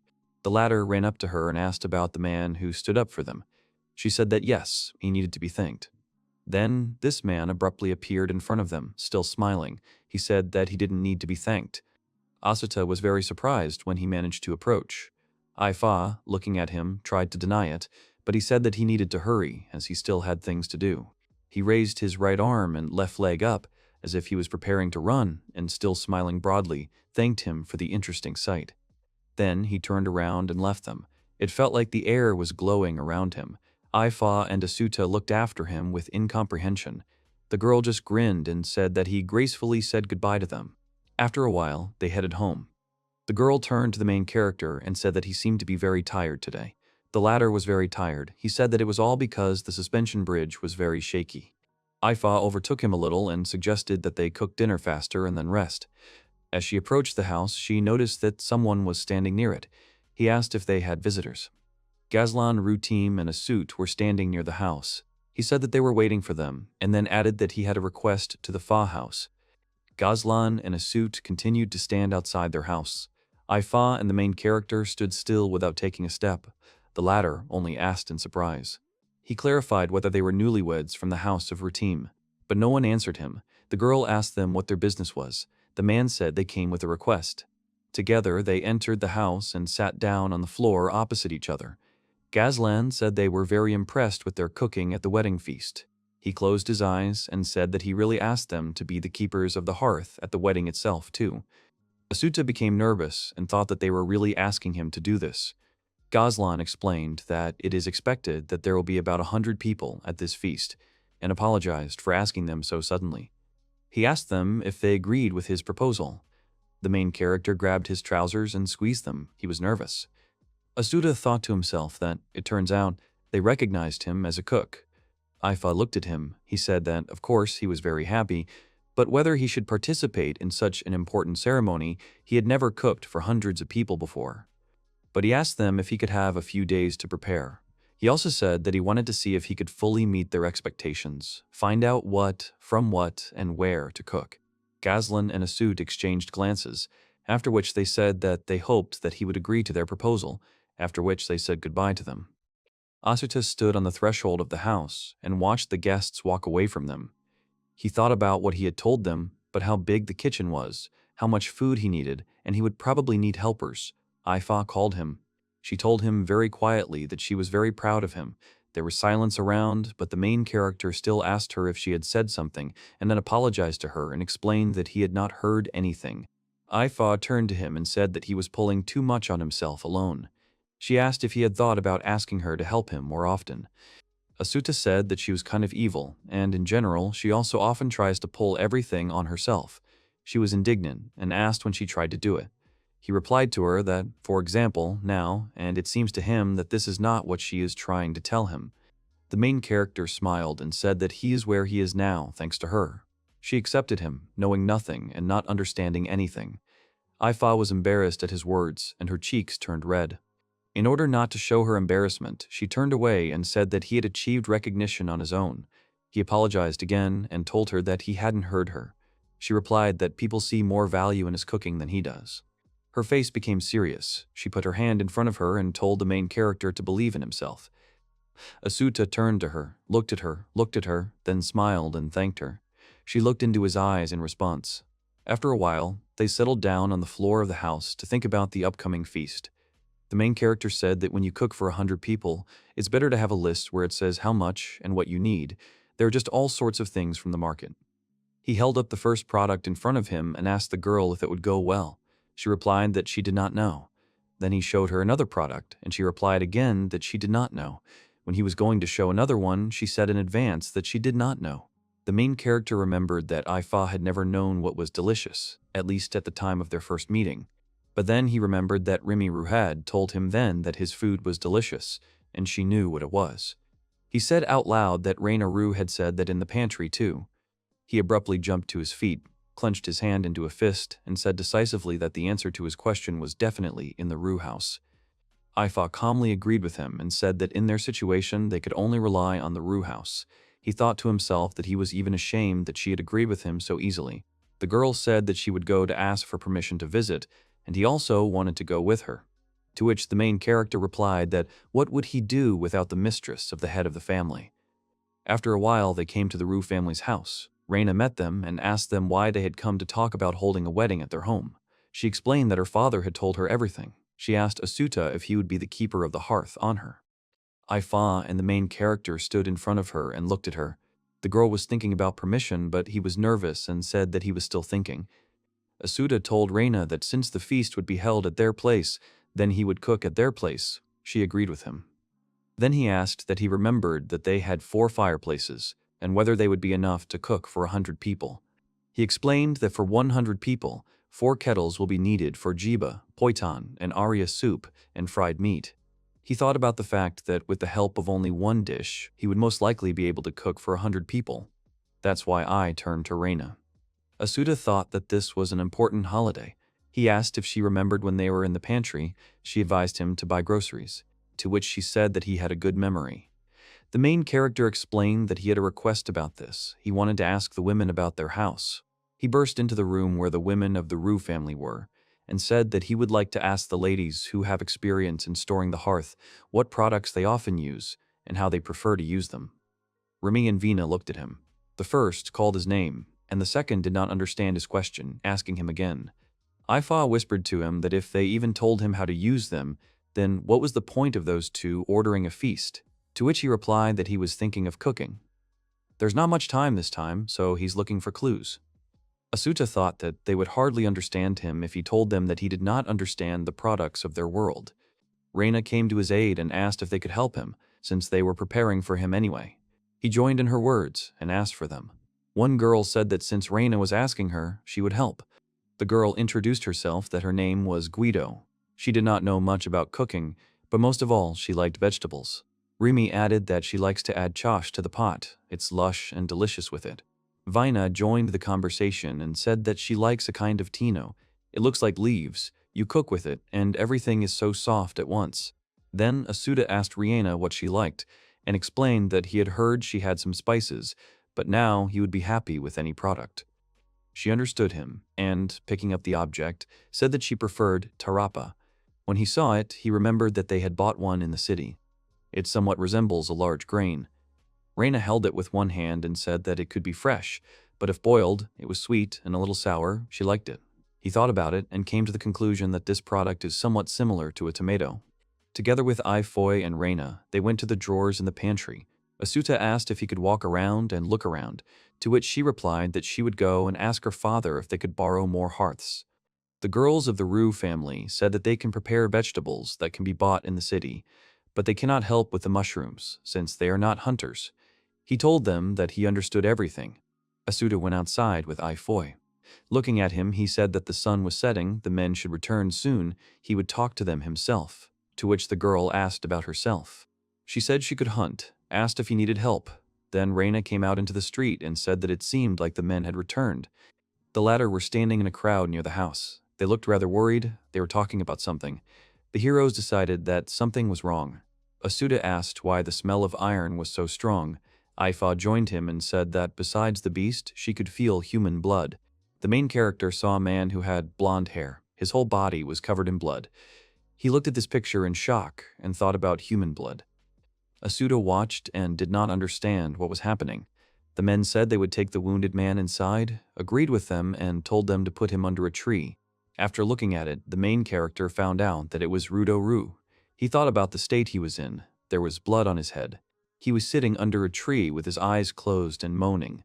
Ayafa put her hand on Asuta's shoulder and said that everything would be fine. Then a guy with long black hair ran up to the victim. He started calling his name and asked if he was conscious. Ryouridou opened his eyes and turned to Shinru. At first he closed his eyes, as if he had lost consciousness again, and then he abruptly opened them, and as if he did not understand what had happened. Ryouridou abruptly sat down on his knees and said that he had only hit his head a little, he was fine, after which he asked what was wrong with Shinru's father.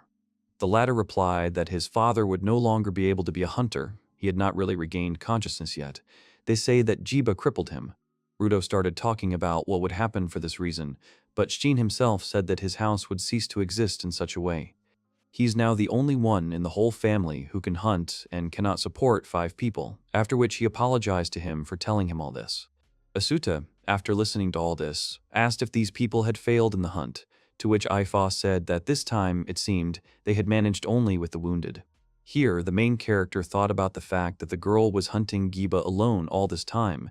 He only thought before that she just went hunting, returned from it and got used to it a long time ago, but how she always came back unscathed alone. He turned to the girl and wanted to talk to her about the way of hunting, but then a guy addressed her by name. He recognized him as the one who had recently talked to Ryouridou.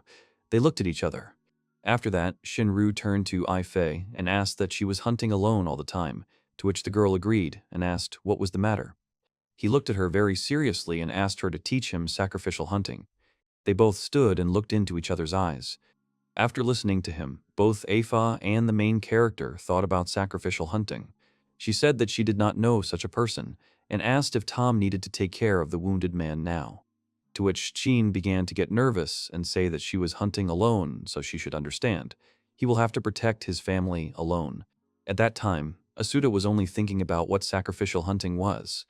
Ifa, calmly looking at the guy, said that then he shouldn't talk in vain right now. Shinru shuddered, not expecting such words from her, then turned around and walked away. The girl didn't even look at him. The main character, seeing this, thought that the girl was severely rejecting him, almost like when they first met. Ifa asked him that today they would not talk to them about how to prepare for the holiday. Tomorrow they would settle it, to which he said that not really. At this time he was thinking that after all, this sacrificial hunt does not fly out of his head. Then he saw that the wounded Ryouridou was walking somewhere. He wondered where he was going alone. After that, he turned to the girl and, apologizing, said that he would follow him, asked her to wait for him here. She agreed. Asuta approached the guy and, putting his hand on his shoulders for support, asked why he was bleeding and how his condition was in general. He was surprised and called him by name. He said he only hit his head a little, it wasn't his blood. Ryouridou said he was going to wash by the water, so he asked him to take him away. The main character laughed and said that last time he drove it, now the opposite is true. The guy was surprised that he remembered it. They reached the reservoir. Ryouridou washed his face, then began to turn his head in different directions to dry his hair and facial skin. He said that he felt refreshed now, so he would be able to walk home himself, and thanked the main character. Asuta said it was nothing. He thought that while Ifei was not around, he might ask something. The main character turned to Ryouridou and asked in a whisper if he knew such a way of hunting as sacrificial hunting, to which the latter looked at him in shock and then asked him again. Ryouridou told him not to run away and then asked what he was going to do when he found out, to which Asuta waved off and said that it was not for him. Then the guy realized.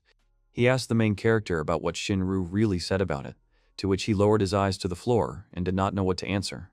Then he asked if the head of the Fa house did not know this very well, and then told him that those who hunt like this collect sweet smells that attract jibe. Asuta remembered that it was that sweet smell when they first met. Ryouridou said that, however, it was just a guess, to which the main character emotionally asked him to tell. He explained that Ifa stubbornly denied everything, said that she did not know anything, and she talked to Shinru so that he would get rid of her as soon as possible. Ryouridou explained that he himself did not really know about sacrificial hunting. It was a very old way. The hunter purposely catches the smells that attract jiba, becomes a primarch himself, and lures such an excited Shiba to himself that such a hunt. The main character looked away and, visibly nervous, said that it was dangerous, to which Ryouridou said not to misunderstand him. They, the hunters, hunt with pride to protect their families. Therefore, he asked not to worry about the hunter who is trying to protect his family. Be proud of him, even if he uses sacrificial hunting.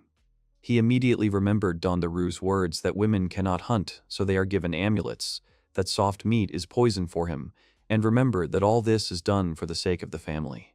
After that, he remembered that Gazlan and his fiancée, Asuta, had actually asked him for help.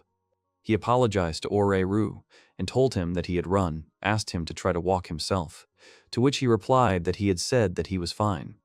Asuta abruptly ran, thinking that now he understood the meaning of hunting. The main character ran to Ifai. She called his name and asked him what had happened that he had been walking for so long. But he walked past her and, thanking her for trying not to upset him, said he would go and talk to the men. The girl just turned to look at him and looked after him with incomprehension in her eyes. He was thinking that men should be in this hut. Opening the door, he went inside, pausing at the threshold. The head of the Dondaru family turned to him, but he did not understand what was happening.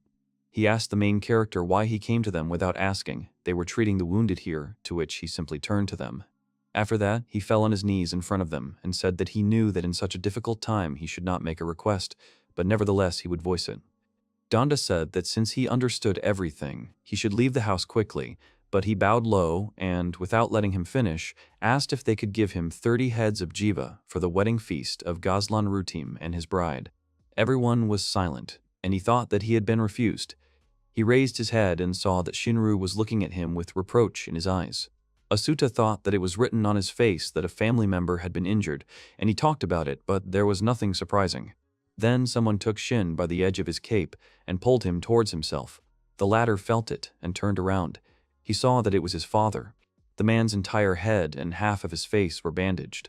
He smiled and said that hunting for others is the pride of a hunter. Even if one day he will not be able to hunt, let his son not give up this pride. Shin called him in surprise. The latter exhaled and said that if he was going to hunt, he would need help for the wedding feast of Rutim. All the men in the house started whispering, calling his name and saying that he was in trouble. Dondaru said it was decided. He continued and said that the men of the Ru house promised to prepare the necessary number of carcasses of jiba. Asuta abruptly jumped to his feet and, smiling, began to thank them. He thought that he felt that now he understood the meaning of what the people of Perlesia consider the most important. And this is their family bond. He announced that he would arrange a magnificent wedding feast. And I thought to myself that, among other things, for the sake of those who chose him. At this time, Shin put his hand in his father's hand. A few days have passed. Asuta asked the men if they had finished draining the blood and butchering the carcass, to which they said they had done as he asked. It was simple. Ru men caught 30 gib. There was, however, one person who objected to such procedures, but all this was resolved with a few words. It was Dondaru. He said that if there is someone in his family who likes it, then he does not mind.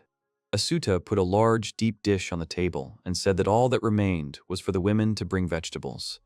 At that time, Rimi came running to him, who called his name, and then smiled and told him to look. She turned and pointed with her hands at the women behind her. She said they went to the city to get his groceries. The girl stood holding bags of groceries in her hands and turned to the girl to help them. He put the purchased products in the dishes and thought that there were about 100 people here, so it was just great. Asuta turned to the girls and asked them very much to help him in time for the feast. Rimi approached him and said that she had not used parata before, asked him what he was going to do with so much, to which he replied that he had just come up with a new menu. Ifa intruded into their conversation and asked what was going on, if the men were talking about something there. At this time, Asuta saw that Ifa was looking at something carefully. He asked her what had happened, to which she said, without turning around, that the people of the songhouse were there. I asked them what they were doing here. Upon hearing the name, the main character thought about it and remembered a not very pleasant man who was holding a jug with a drink in his hands. He immediately went up to Ife and asked if these were the same people. They were not invited here, so why did they come here, really, to fight? To which she said she didn't know, she was going to go and take a look, and asked him to stay put. He looked after her with incomprehension. The men threw the carcass of the animal on the floor. They said that they had brought a congratulatory gift to the Ryu family, to which Dondaru asked them again. He looked towards the gift and asked with anger in his voice if they really called it a gift. Diga-sun said that there was an urgent conversation, so they couldn't prepare the gift any better, to which Papa Ryu said that no one had invited them here. He pointed at the animal and told them to get rid of this gift, since this abomination cannot be left here. Then Donda looked aggressively at the guests and told them to be kind and go back where they came from before his anger reached its limit. Diga was surprised by his words and asked if the Ryu were opposed to their house, to which Papa Ryu replied that they just want to calmly continue preparing for the wedding, and they are in their way. The two families stood in front of each other, while the Song family was very relaxed, even smiling, while the Ryu family was very unhappy. Ifa came out and wanted to go and find out what happened, but Asuta beat her to it. The main character came forward and, without looking back, walked past the girl towards the men talking to each other.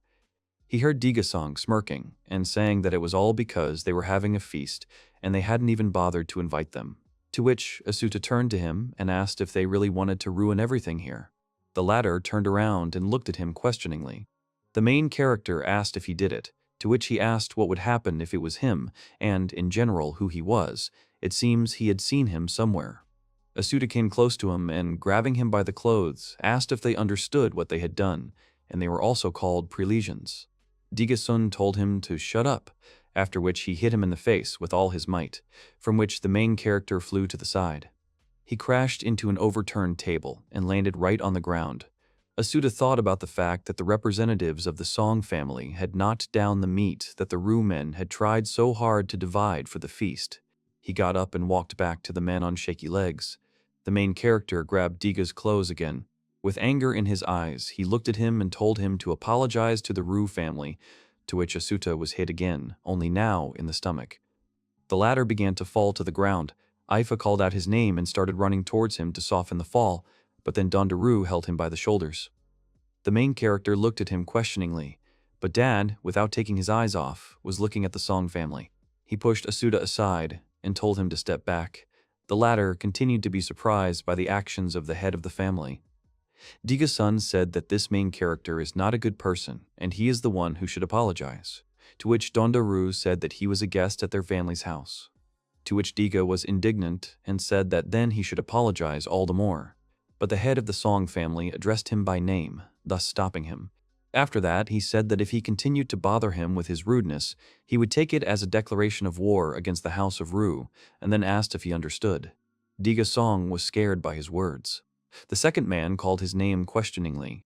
Diga turned around and told Mide to follow him and take the jiba he had brought with him, to which the latter began to resent, saying that he had carried her here so much.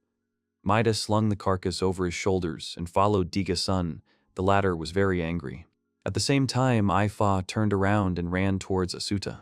She ran home and saw that he was fine. He was already doing the dishes. He handed one of the family members the product on a piece of cloth and said that it needed to be cut off a little and it would be fine, to which he was asked if it would come out a little. Ifa looked at it in shock. Someone asked Asuta what to do with this product, to which he said that everything was fine, ready to use. The main character smiled and said that if there was a shortage, they would slightly change the dish. He would come up with something. He will not let their efforts to make a wonderful feast go to waste. While Ifa was looking at Asuta, Dondaru called out to her. He said about her hearthkeeper, to which she asked what happened. He expressed the opinion that perhaps he had injured himself somewhere. The girl began to get very nervous. She asked Donda if he really felt something when he caught him, to which he replied that either because of his leg or because of a bruised back, his axis was shifted. He offered to look at him from behind. Ifa was upset and said it was her fault. But Donda began to deny her guilt and said that if Dika-san had seen her, then everything would have become even worse, since she had been at odds with Tsunami for a long time. It was good that she did not come up. He continued that Asuta is simply not one of their people, understands what a wedding means to them, what is needed from him, and did not stay away. He thinks that one day he will become a good keeper of the hearth. Ifa looked at the main character and apologized to him for coming to her senses late, asked if she could help in any way, to which he replied that she could clean up the hair of the jiba here. There were vegetables on the table in front of them. Asuta turned to the girls and said that they were starting to cook. This time, he wants to cook a new dish with them. They listened to him attentively. He said that before that they had always cooked jiba soup with poitan, but now they would add lightly toasted vegetables and reduce the fried meat. And, picking up the tarapa, he smiled and said that he wanted to make a new soup with this vegetable. To which Reina asked him again with anticipation, and Guido said that her face was shining with happiness. Preparations for the feast are slowly progressing.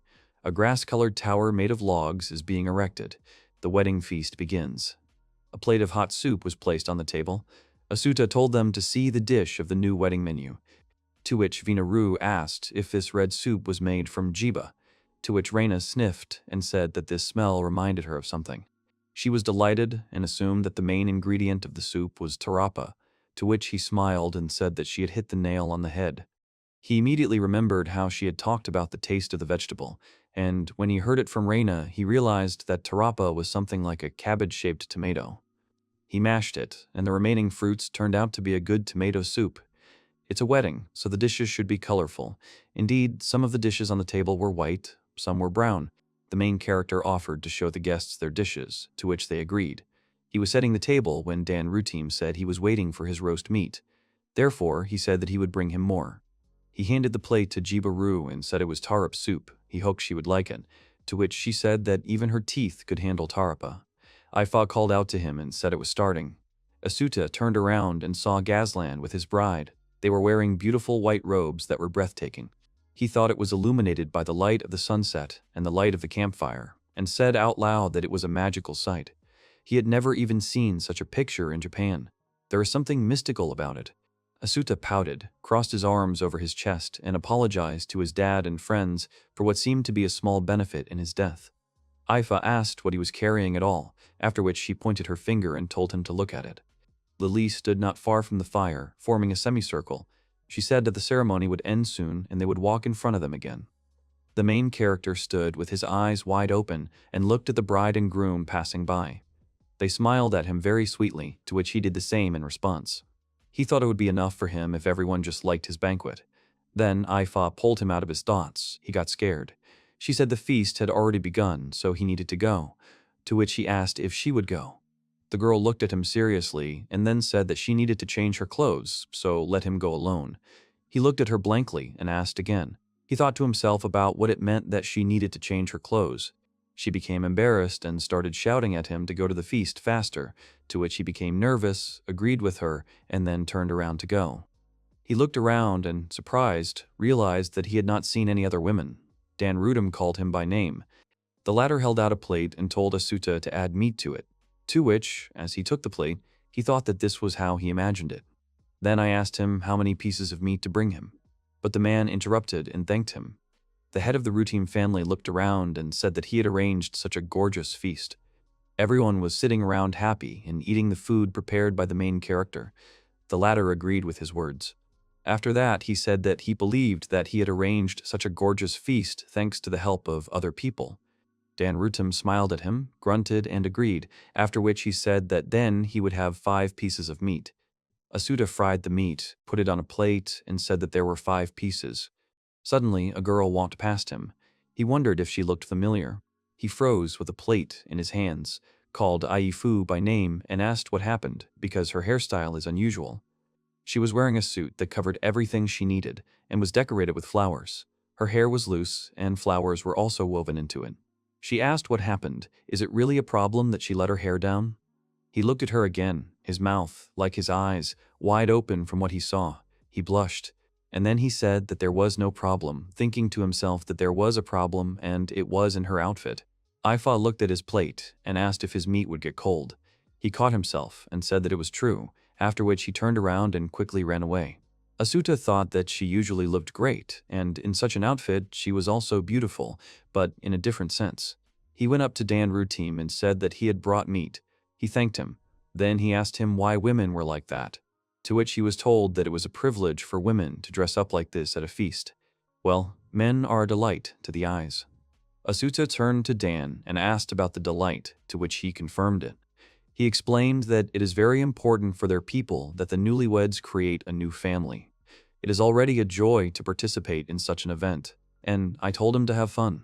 There were a lot of people around the campfire. Everyone sat in groups and ate the food prepared by the main character. Dan explained that this was their wedding. In the morning, Afa and Asuta packed their things. The girl turned to him and said that it was already light, you can go home, to which he agreed, after which he staggered. She asked if they should ask the Ryu family for a bed, because they had been celebrating all night, but he refused and said he was worried about their supplies. They should go shopping. Ifa said that only when it comes to this issue is he surprisingly conscientious. He asked her again, was it really only then? And then he said that Goslin Ryouridou had paid decently. It would be necessary to take care of the girl's hearth, to which she smiled. They headed home. On the way, she asked him if he was really okay, to which he asked her in surprise. Ifa explained that you need to go through the suspension bridge for shopping, and he does not get along with him. He stopped and looked at this bridge in frustration. At first, he thought that he had completely forgotten about this fact, and then that there was a man on the bridge, and he was also shaking with fear. The man turned around, and he realized that he had seen him somewhere before. Then the man turned to face them. At that moment, the board under him cracked and split into two parts. He started to fall down. Asuta was afraid for him. The man was falling, and when he fell, he managed to grab the rope of the mozat. He hung on and exhaled with relief. Ifa told him not to move. She was going to help him. She was going to help him, to which the man told her not to approach him, as he would fall off. After a while, they reached their house. The girl and Asuta were sitting on the floor. The latter was thinking about what the head would do in this situation. In front of them sat the same man they had met near the bridge. He was very excited and asked what this bedspread was made of. The pattern was too old, but what beautiful walls made of wood. They just stared at him in silence. Both Asuta and Ifa looked a little confused at the picture that presented itself and wondered what to do in such a situation. The main character remembered that they did not listen to the man and still went to his aid. Grabbing him by the arm, they began to pull him out of this hole. When they managed to do this, he jumped up and thanked them, saying that he thought he would fall. He was embarrassed, and he put one hand behind his head. Ifa asked him what he was doing here at all, to which he winked at her and said that he had come to study the people of the forest. Asuta and the girl looked at him blankly. Taking the bags back in their hands, they headed towards the house. The girl said that she should have stayed at home today after all. The main character agreed with her. The unknown also agreed with her. The three of them walked down the path, one after the other. At one point, Ifa turned to him and asked why he was following them. He smiled at her and asked her if she was the one who organized the coven in Genos, and said that he also had an interest in her. She viciously told him to keep out of her sight. He looked into her eyes gently and said that he understood everything. And as a result, this man ended up at their house. Asuta asked why he was here, to which she replied that he had come to avoid her eyes. He went to the hearth and asked if it was a hearth, to which the main character approached him and said that this was a cooking hearth.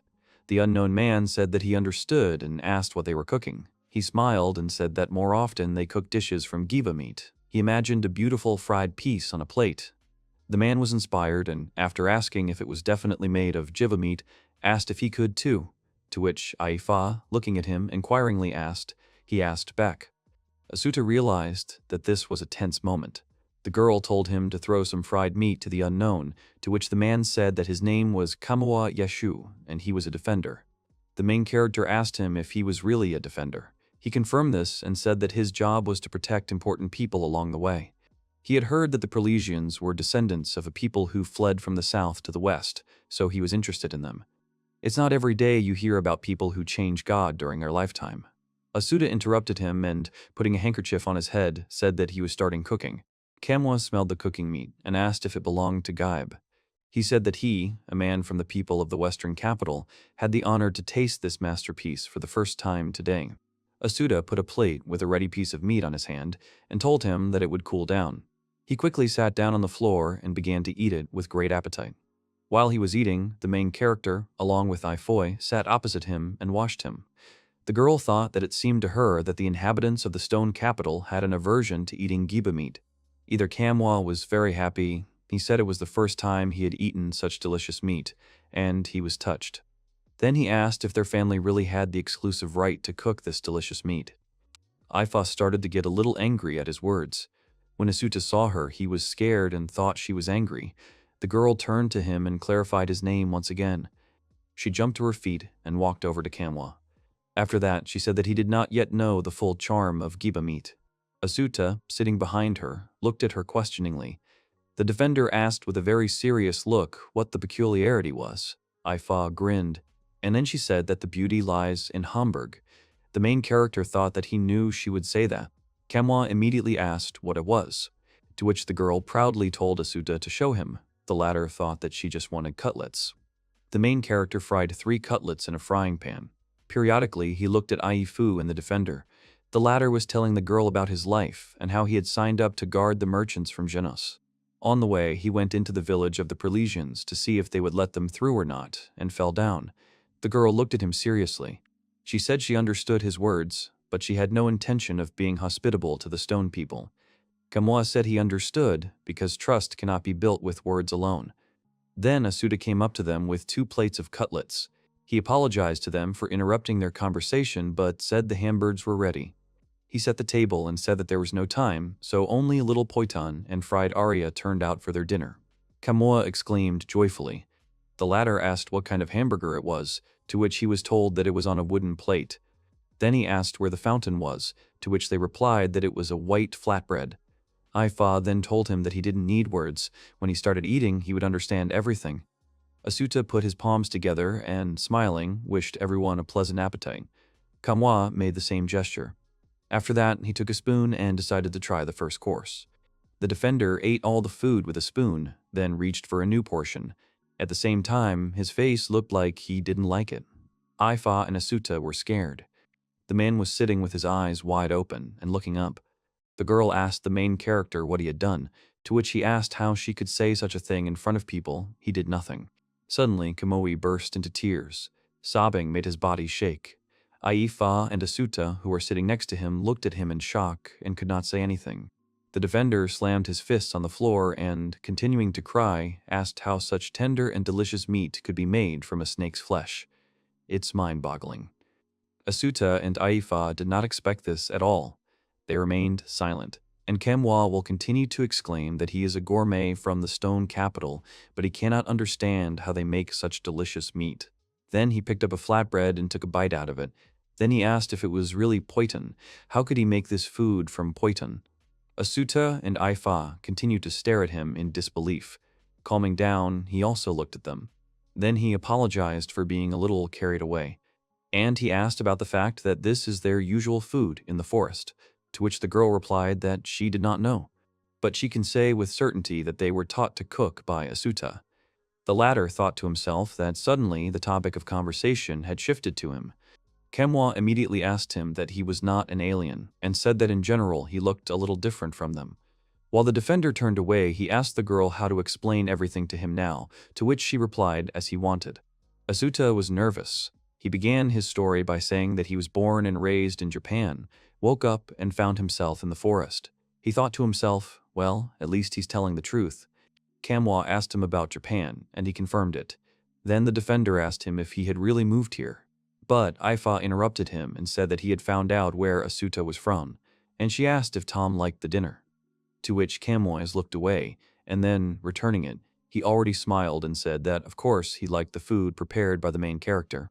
Then Aifa said that they continued to have dinner, after which she turned to Asuta and said that there were few hamburgs.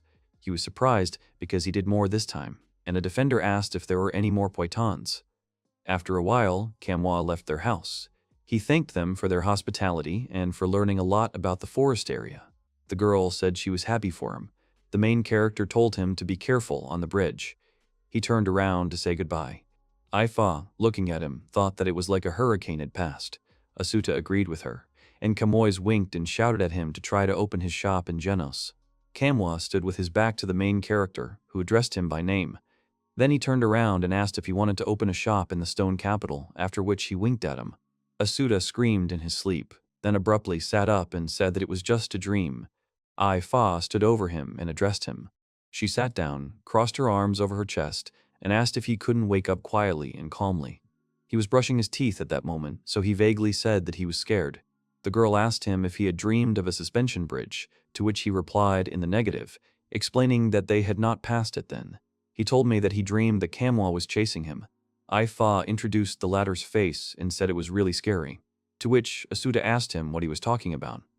The girl said she could see that thoughts of the stone capital still haunted him, and he's also thinking about Kamwa's offer. He remembered how they had spoken to Fa after the latter had left.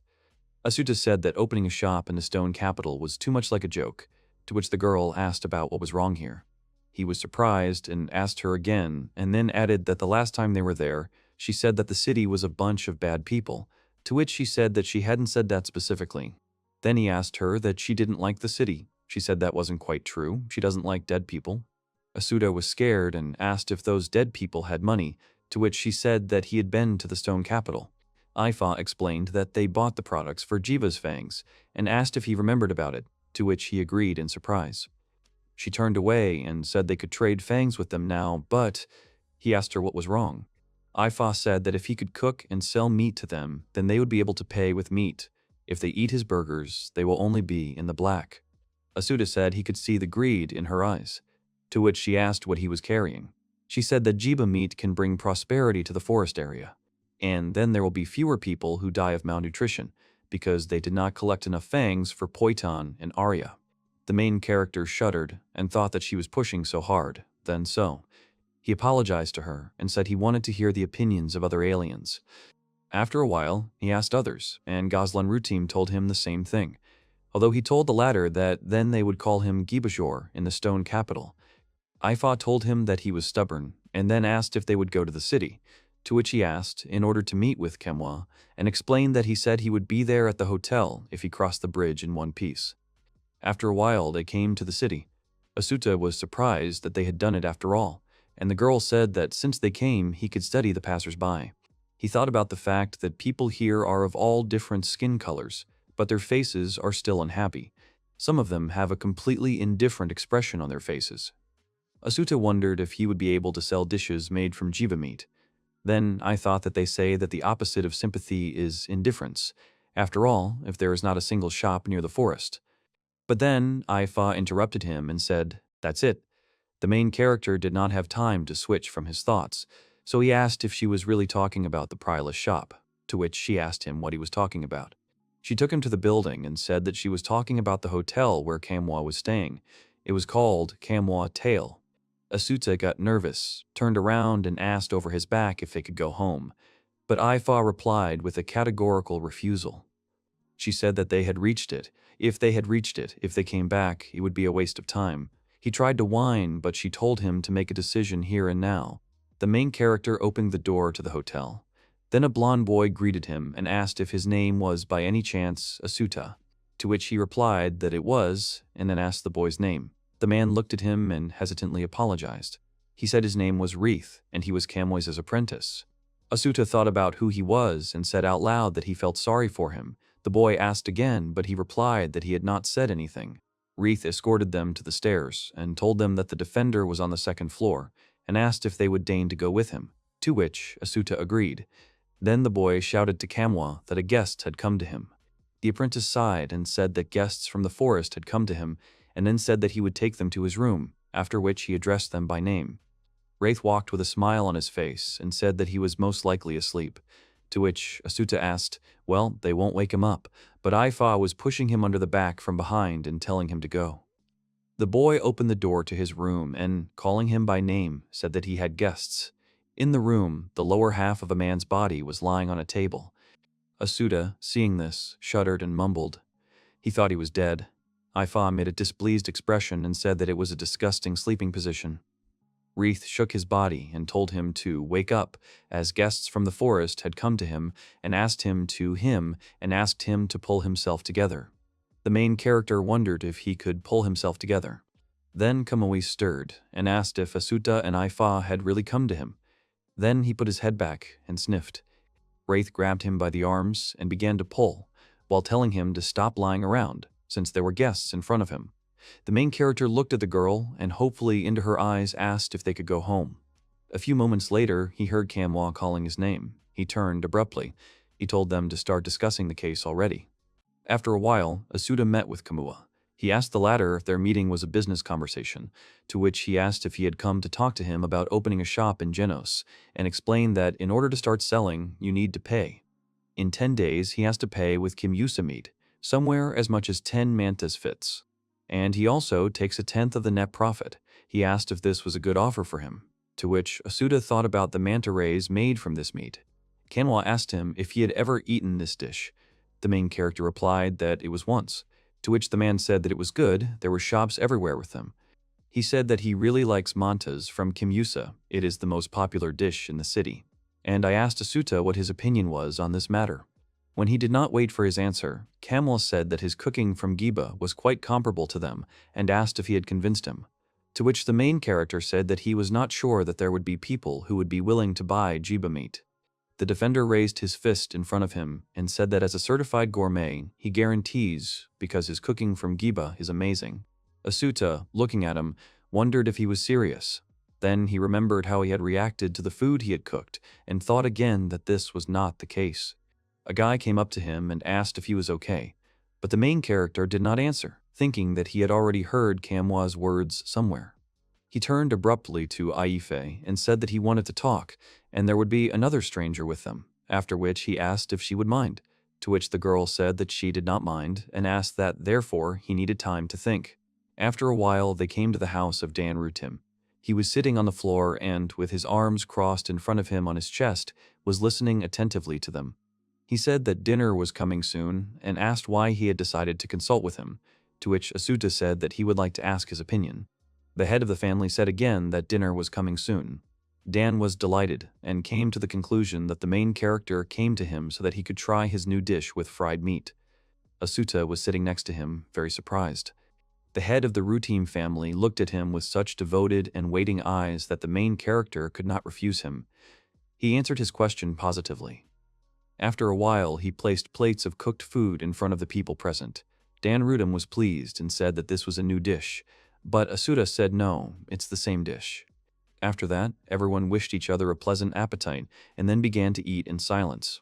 Looking at this, he tried to remember why he was here. Ifa, who was sitting next to him, grabbed his clothes and pulled a little to get his attention. He turned to her and realized that she was angry.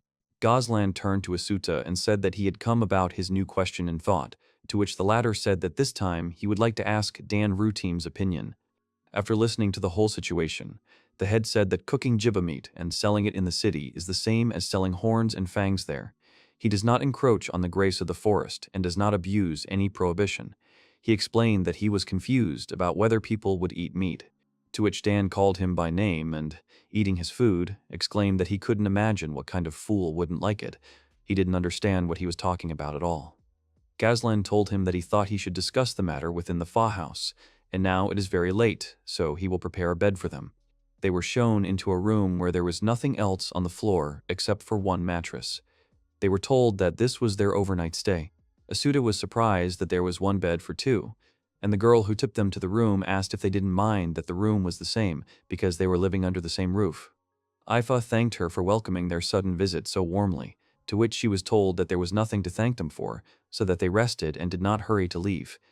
The girl went up to the rug, sat down to touch it, and said that it was still better, soft, not like at home. Ifa turned to Asuta and told him to come in soon, because he likes soft. He stood on the threshold and was embarrassed.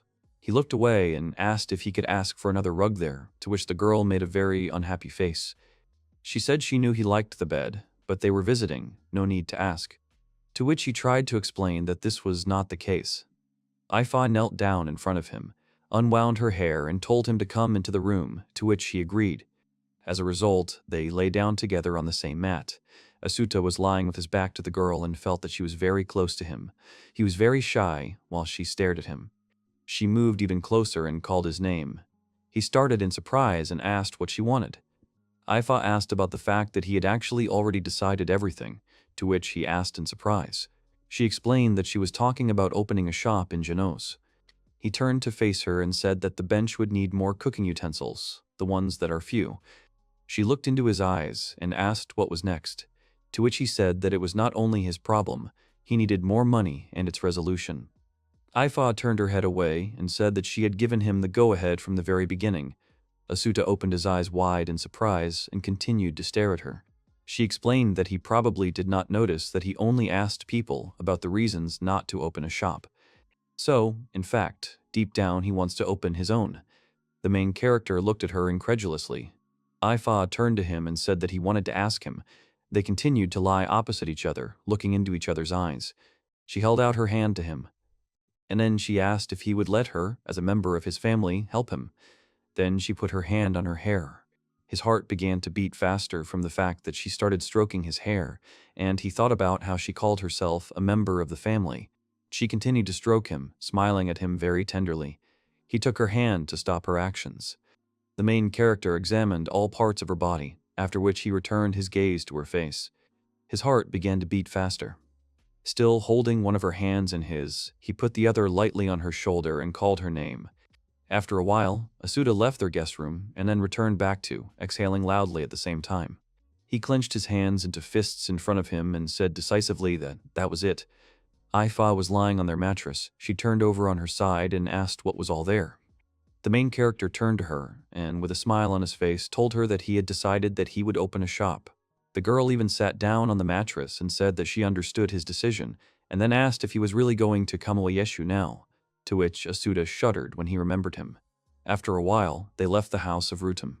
On the way, Ifa, thinking that they were going to the city, said that it was in the other direction, to which the main character turned to her and said that he had confused, so he offered to go home and decide what to buy. Finally, they reached the house. Asuta began to look through what they had at home and wondered what new things he could cook from Jiba. Just as he was about to suggest an option, Ifa interrupted him and said about Hamburg. He looked at her and asked her what she meant, to which she folded her arms and said decisively about Hamburg. The main character thought about it and was surprised. Asuta tried to take the subject away from Hamburg, but the girl interrupted him, denying all his fame, and again said about Hamburg. The main character realized that it was useless to argue with her, so he just agreed. After a while, he fried several cutlets in a frying pan. Ifa was sitting very impatient, but at the same time pleased. She said that this time it turned out to be smaller and asked if it was already possible to eat, to which Asuta said that it was possible.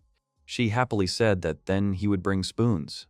But the hero stopped her and said that as the owner of a street shop, she could not just hand out a plate with a spoon to each customer. Then, in shock, she asked him what to do in this case. Asuta just told her to eat with her hands. She held out her hand in front of her, then turned her gaze to the cutlets. She abruptly took one of the cutlets with her hand, but it turned out to be hot, so it was uncomfortable to hold it. The cutlet fell, and Ifa exclaimed that it was hot. Asuta looked at it resignedly and thought that this was to be expected. He asked her that it was still difficult to eat with your hands, to which she replied in the negative. Ifa immediately grabbed the cutlet with her hand and immediately put it in her mouth. The food was still hot, so she couldn't even take a bite, but only shouted that it was hot. The main character only noticed that the juice had already gone. She turned away from him. Then he came up to her from behind and said that the hamburgers would not be suitable for sale in the store after all, to which she agreed with him. At the same time, she blushed and was all sticky from the juice of the meat. Asuta said that this is what kimyu samantas are good for, since they are easy to eat. Therefore, he came up with the idea to wrap the cutlets in a poiton. Ifa looked at him in shock, and then asked him if he was on purpose or not. The main character did not understand, so he asked again, to which she said that no, she did not say anything like that, she would go and wipe herself for now. When the girl returned, he handed her a cutlet wrapped in a poiton and told her to try it. She agreed, and, taking the food, she immediately took a bite. Asuta asked her about her current dish. She thought about it and said that the juice does not pour out, it's good, but the poiton has a strong taste, and she would rather eat one hamburger. And I don't want to finish the rest of the poiton. The main character thanked her for her feedback, to which she said that she was not grateful. He thought her opinion was chillingly honest. Asuta realized that the sauce was needed and the taste was not enough. Fired up by this idea, he pulled a handkerchief over his head and said that with what they had in the pantry, he would come up with something. Ifa agreed with him. After a while, he cooked a new dish and put it on the table in front of the girl. She asked if she could try, to which Asuta agreed. Ifa started chewing the food. After she swallowed, the main character asked her opinion. She smiled, her cheeks turned red, and she said that this was what was needed. He was delighted and said that everything was clear to him. The girl resolutely stated that they would put this Kamua Yeshu down with one blow, to which Asuta asked again about the fact that they would put him down. It was decided that tomorrow they would go to the Tale of Kimusa. The next day they came to the hotel. Kamua asked them that they had brought the food they wanted to sell in the shop in a bag, to which the main character agreed. The defender was delighted and blushed, said that then why were they wasting time, let them already lay out the food. Asuta apologized to him and said that he was not very pleasant to look at the moment. Kamua said that he was fooling around, after which he asked to show the food already. The main character agreed and took out a box with a new dish. He placed it on the table in front of the defender. He took it in his hands and said that it was still warm, and then opened it. There was still smoke coming from there. Kamua was surprised and asked if this was the same jiba dish he had eaten, to which Asuta remained silent. The man turned the dish towards the main character and indignantly said that the meat was red. It was wrapped in a poiton and drizzled with sauce on top, to which Asuta explained that it was a sauce made from boiled tarapa, and he also added tino and aria to make it pleasant to chew. He and Kamui exchanged glances. Then the latter said that he would not understand until he tried, after which he bit into the food. He began to chew it, and because of its taste, his heart began to beat faster, and a blush appeared on his cheeks. Kamui picked up a piece of the dish and handed it to his assistant, Wraith, telling him to try a little. He got a little nervous and agreed with him. After eating the whole piece, he was also delighted. A blush appeared on his cheeks, and he said that it crunched very pleasantly and the meat was soft, in sauce, very tasty. Asuta thanked them from the bottom of his heart. He thought that when he heard the criticism from I-Fi, he decided to make a dish in the likeness of a burger. Kamui turned to him and asked him what he called his dish. The main character did not expect the question at first, and then resolutely clenched his hand into a fist and said that it was a jiba burger. And then he turned to the defender and asked his opinion on whether he would be given a shop for rent, to which the latter seemed to exclaim. And he explained that the owner of the Tale of Kimus had said that he agreed to rent him a mobile stall, to which Asuta asked if it was really that simple. He asked if it was possible to set prices himself, to which Kamui agreed, explaining that it was his business after all. The man also said that as soon as he was going to open up, let him tell him, and then everything would be fine. Asuta said that he understood him and thanked him from the bottom of his heart. The main character thought about the fact that everyone who tried liked his jib burger, and he was worried whether the food would sell with the meat of a jiba. Remembering that Ifa and Kamua Yeshu were the main fans of this dish, he thought it was worth worrying about. Asuta and Ifa returned home. He was sitting on the bed and thinking about something. The girl turned to him and said that when they left the hotel, he was thinking about something very much. The main character said that he was thinking about what price it is better to sell jiba burgers. She whispered about what the price meant. Asuta shared with her that he was thinking about selling jiba burgers for 2 coppers, that is, at the same price as mantas from Kimusa. Ifa said emotionlessly that that's how it is. He continued and said that the ingredients aria, poiton, tino with tarapa and gigo were mixed with poiton. The girl said even more dejectedly that that's how it was. Asuta continued his reasoning that if you make 20 pieces a day, then the cost of each will be 6.5. It is worth adding in the rent and loan payments for the stall in 10 days. He said with a serious look that it was 20 coppers. The ingredients will cost the most 0.65 per piece, which means the revenue per piece will be 1.35. Ifa was already getting nervous from these calculations. She sat down opposite him, put her hand to her face, and asked what it all meant. To which Asuta said that this means that according to his calculations, the Giba burgers need to be sold at least 60 pieces in 10 days in order not to be at a loss. Ifa exhaled from the fact that his calculations were finally over. She asked again that in 10 days, you need to sell 60 burgers for 2 coppers apiece. She thought to herself that she already had a headache. The girl stood up and, staggering, began to move. Asuta approached her and asked about her well-being, saying that she was still bad with numbers. She put on a cape and said that she was the head of the house. She would do her job and let him think for himself and act. Asuta came closer to her and agreed with her words. And then, seeing that she was going somewhere, he asked where she was going. She turned to him and said that she was going hunting. Then the main character said thank you to her for helping with the shop, and then it dawned on him that now there would be no help from I-Fi for him, and he will have to do everything himself. For example, bring food, serve the customer, cook, calculate the cost. These thoughts made him feel sick, so he doubled over. I-Fa, seeing this, asked what happened to him, to which Asuta said that he had forgotten that she was a hunter. The girl pulled him back and said it sounded rude. Before leaving, she told him that the Ryu family had found someone who was interested in his business with the shop and asked if he would like to listen. The main character, without straightening up, only said about the surname Ryu. After a while, Vina Ryu came to him, who told him that it was really true that he was going to open a shop in Stone City. When he saw her, he thought that she was the right person. He answered positively and told her to come into the house. She became interested, and she asked what kind of shop he was going to open. Asuta turned to her and said that she would have to tell him about what he was going to sell and how to cook it. The guilt was still in a state of misunderstanding. He led her to a table with various products on it. The girl, looking at all this, asked if it was all the ingredients of the dish. She listed that there are jiba, tarapa, aria, tino, poiton, and jigo. Asuta began to tell me how to cook it. First you need to grind the gigo, knead the poiton, fry, and now they have fried poiton. Then they put all the ingredients for the gib burger on a plate. The main character entered the cook mode, wearing a headscarf, and said that now they would learn how to make tarapa sauce. First, you need to put the tarapa in boiling water, and when the peel is gone, pour out the water and add a little wine to the pan. Then salt, herbs to taste, fry it all with tarapa, and if tarapa becomes so slippery and smooth, then the tarapa sauce is ready. Then he threw the cutlet into the air and said that then we tamp the cutlet out of the jibe so that it fits in one palm and put it in a frying pan to fry. Vina asked him about the word tamper, but he continued to tell the recipe. After that, finally chop the aria and tino and sprinkle with toasted poiton. Put a fried hibe cutlet on top and pour tarap sauce over it. Top it all with fried poiton, and lo and behold, the jiba burger is ready. At the same time, he showed the girl how he should look. When Vina heard the name, she asked him again that the dish was called Gaba burger, to which he handed her a plate and told her to eat. The girl agreed. First, she took a small bite and chewed thoroughly, after which she put the remaining dish on the table. At first, she did not understand her feelings. But just a few moments later, a smile appeared on her face and her cheeks turned red. Vina said that the fountain here is so plump and the meat of the jiba is the right size. Asuta thought that, apparently, due to the addition of ground gigo, such as yams, the fountain swelled. He was glad that he had new reviews.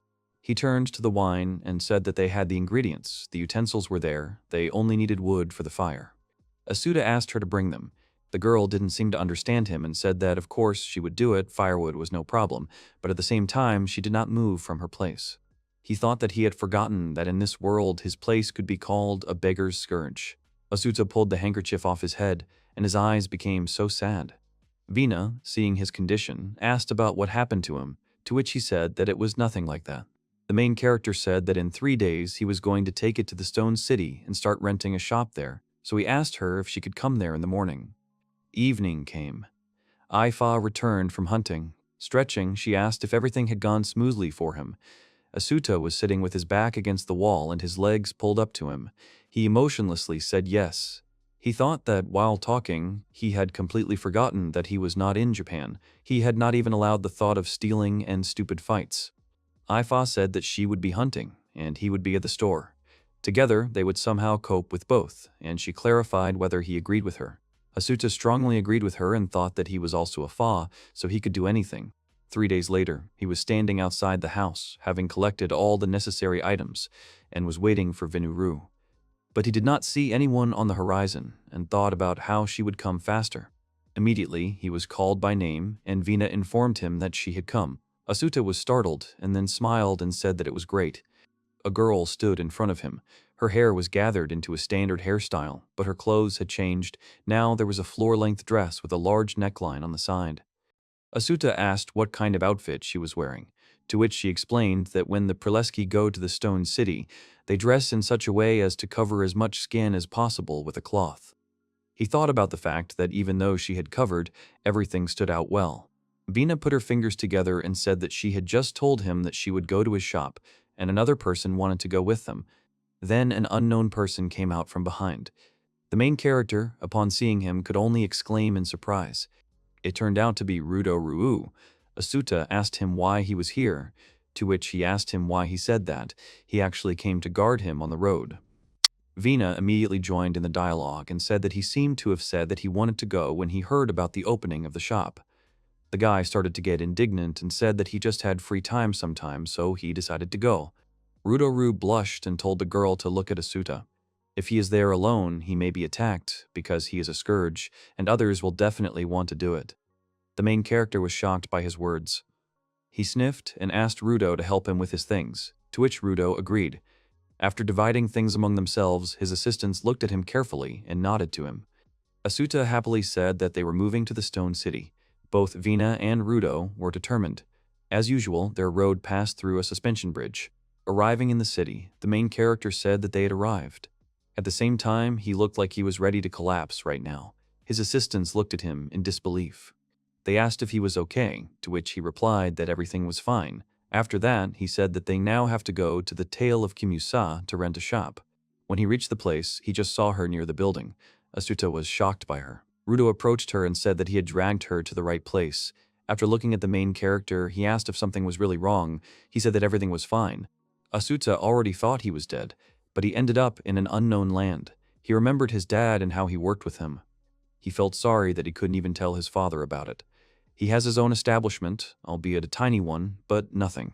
Asuta changed his face, became more determined, and, smiling at Ryouridou, told them to bring everything faster and start preparing for the opening. They walked through the streets of the city and the three of them rolled a shop. The men were in front and the girl in the back was helping to roll. All attention was focused on them. People immediately started talking about the opening of the shop by the residents of the forest. They also talked about what they were going to sell. Asuta thought that he was the center of attention like never before in his life, and that was good. The main character showed them where they need to put the shop. He said it was bad if people were disgusted by the very fact of opening a shop for them. When they arrived at the place, they realized that they were at the very edge of the shopping street. The assistants agreed with him and said that they were too much on the edge. Then Asuta told them to decompose first. Ryouridou agreed with him. They put the ingredients in a prominent place. Together, they resolutely looked around the shop, and the main character thought that from that day on he would be here on his own to meet his goal. Asuta picked up one of the bags and said that he needed to put the food in its place. Ryouridou asked where to put the firewood, to which he replied that 5 to 6 logs should be put in the place indicated by him. Vina asked him if Arya could be put there. The main character agreed with her and said that a cauldron should be brought there. The cutlets will be lying here, so sideways. The box would have to be borrowed from someone to stand on it. They found the box that Asuta sat on. Everyone was happy. He said it was nice and everything was ready. Then he turned to Vina and Ryouridou and thanked them from the bottom of his heart. They smiled at him and said it was nothing, there was nothing to thank him for. The main character looked at it all and thought it was his shop. And then he remembered that, of course, she was his, but if it hadn't been for Ifa and the other Prilus, then nothing would have worked out for him. He came to the conclusion that it was no longer just his shop, but no one came up to them. Asuta was very upset. He approached Vina and asked if it would be possible to somehow invite people, to which she said that it was forbidden. They were preparing a dish, and then he heard someone sneaking nearby. He turned at the sound and saw a man walking by. Asuta turned to Vina and asked her to put the Arya on the fountain. She agreed. The main character met the man's gaze. They were already waiting for him to approach them, but the man broke off contact and just walked past. The main character followed that look. He reached the end of the street, turned around, and walked back. Vina and Asuta were a little upset, but then, to cheer up, he said that everything was fine because they had just opened. The girl supported him. He asked Tom where the people who were here had gone when they were laying out the shop. Next to them, Ryouridou leaned against the wall and yawned. Looking at this, the main character thought that it was bad, because even their guard was nodding off. He thought of Ai Fei. At this rate, not only will they not fulfill the daily plan of 10 burgers, but their products can also be wasted. Asuta said that this should be avoided, so he turned to Vinaru and asked her to serve him a cutlet. He immediately added the necessary ingredients to it. An amazing smell began to emanate from the pan. The assistant appreciated it and said that it smells delicious. The fragrance began to reach the people standing not so far away. They became interested and approached their shop. There were more and more people watching what he was cooking. As a result, one man realized that the cutlets were made of jibe meat, which he informed the others. Asuta saw how people, having heard this, began to leave back, saying that they would refrain from buying. The main character got upset and clenched his hands into fists.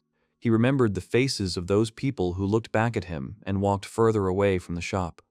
He thought that everything was clear to him and asked himself if, after all, the non-forest people would not accept the meat of the jiba.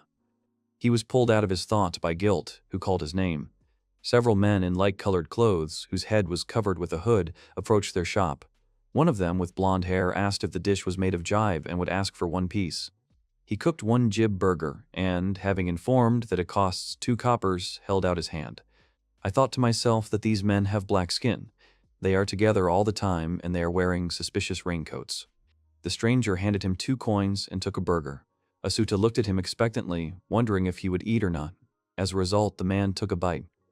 The men continued to stand near Asuta's shop. That blonde stranger was eating a burger, and the main character was looking at it. Looking at them, he thought that they were hardly residents of Genos, but they were strangers to him too. But at the same time, his first customers. The stranger ate the whole burger in front of his eyes, then turned to his comrades. He started to say something to them. After that, everyone started whispering among themselves. Asuta looked at them in disbelief and wondered what kind of reaction they had. And suddenly, the same stranger said that they wanted to buy 7 more pieces. The main character, as if he hadn't heard them, continued to look at them with an uncomprehending expression on his face. Vina got nervous and said that they wanted to buy 7 more pieces. He finally got the full meaning of the situation, he just took note of it. And I thought about the fact that the men were probably discussing a trial purchase. They came closer to the shop, and he turned to them to tell them that they needed to pay 14 coppers. They handed over the coins, and he, in turn, gave them the burgers. Taking them in their hands, they left them in the same crowd. Asuta thanked them and told them to come back. Vina smiled and said that they had already sold 8 pieces. The main character once again said that they had sold as many as 8 pieces, and then he thought that he had not heard their impressions of the food. Looking at the coins he received, he thought that he had already sold 8 out of 10 pieces, which means that he will definitely fulfill the norm today. Time has passed. They were still standing and waiting for new customers, but no one came. Phineas said it was already noon. He agreed with her, but by that time, none of the buyers had come up like that. Asuta turned around. There were 2 burgers behind him. He was thinking about how some 2 burgers are so close and so far away. Then he saw a boy come up to him. Looking at him, he remembered who it was. He smiled and reminded me that he was Wreath, Kamwa Yeshu's apprentice. Asuta told Tom that he is rarely seen without a boss, to which he replied that the defender is currently busy, so he came today on his behalf. The main character thought that it was good that he did not come, and he asked aloud what business he had come for. Wreath turned serious abruptly, but he was a little embarrassed and apologized for what he would have to tell them now. Kamois asked me to tell him that he did not have the opportunity to eat a burger performed by Asuta, since things were not going well, after which he fell into bed, although there was still a lot to do. Listening to this, he imagined before his eyes how he was also shedding tears about it. Wreath took a coin out of the bag and asked them if they would sell him 1 burger.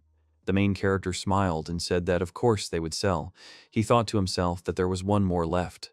And then, confused even more, the apprentice said that he also wanted to, so he asked for 2 burgers. Asuta thought that he was an angel in the flesh. He replied that he would give him everything now. He thanked me in return. The main character thought that the first of the 10 days of his shop's existence had gone well. He, along with Vina and Ryouridou, reached his house, where he thanked them for their help, to which the girl told him to always apply. Asuta quietly opened the door of the house and announced that he had come. Ai-Fa was sitting on the floor. He called her name. She turned around and said that he had returned early somehow. He asked her again why it was early. She explained that it was only noon recently. It was early. Ai-Fa looked away and asked him if he had sold 12 jiba burgers as planned, to which he said he had, with God's help. She turned sharply to him and asked what he meant. Asuta hesitated and thought that, after all, without Kamua's saving intervention, he would not have carried out the plan. The hand automatically clenched into a fist. Suddenly he remembered and asked her that the people who wear long white robes still walk in a group all the time. They are from an eastern country. To which she replied that they were from the eastern lands. They are a group, probably because they came on business, and then Ai-Fa asked about what he had with them. He replied that they had bought burgers from him from Jiba. He was upset and thought that he had only bought a group of merchants, The girl smiled at him and said it was interesting. Asuta was surprised. She explained that the Chinese have no prejudice against Chibayatin, but she is a novelty to them. And if they wanted to buy it, then it means that he brought a good change to the people of the forest. Afa praised him and said that he was doing well. Not expecting these words, Asuta froze at first and then blushed. He thanked her, to which the girl asked him why he was thanking her. He was shy and changed the subject, offering to cook dinner. He turned away and sat down, doing something for cooking, and the girl, looking at him, smiled sweetly. The next day, bad weather happened. It was raining heavily outside. Binaru said that it was sunny when they arrived. Asuta covered all the food and said it was good that it was just a downpour. He looked up at the sky and said that in the rain those sheep might not come. The rain still did not stop. At that moment, Manhua jumped up to the shop. He asked if they thought Wreath would drop by, just like yesterday, to which Asuta started in surprise. The main character said that no, he did not think so, to which the defender said that therefore he was waiting for him. And then he also said that this is also a no. Camoys coughed a little and asked him for 3 burgers, to which Asuta asked if he had really introduced someone to Gabiatin, but he said that this was not the case, 2 burgers for him and 1 burger for Wreath. The main character thought that he was such a child, but he buys and thank God. The man handed him 6 coppers. Asuta thanked him and told him to come back, and then handed him 3 burgers. Kamwa said goodbye to them and told them to try their best. The man put the food under his cape so that it wouldn't get soaked by the rain. He said that he was very unpleasant today, which the main character agreed with.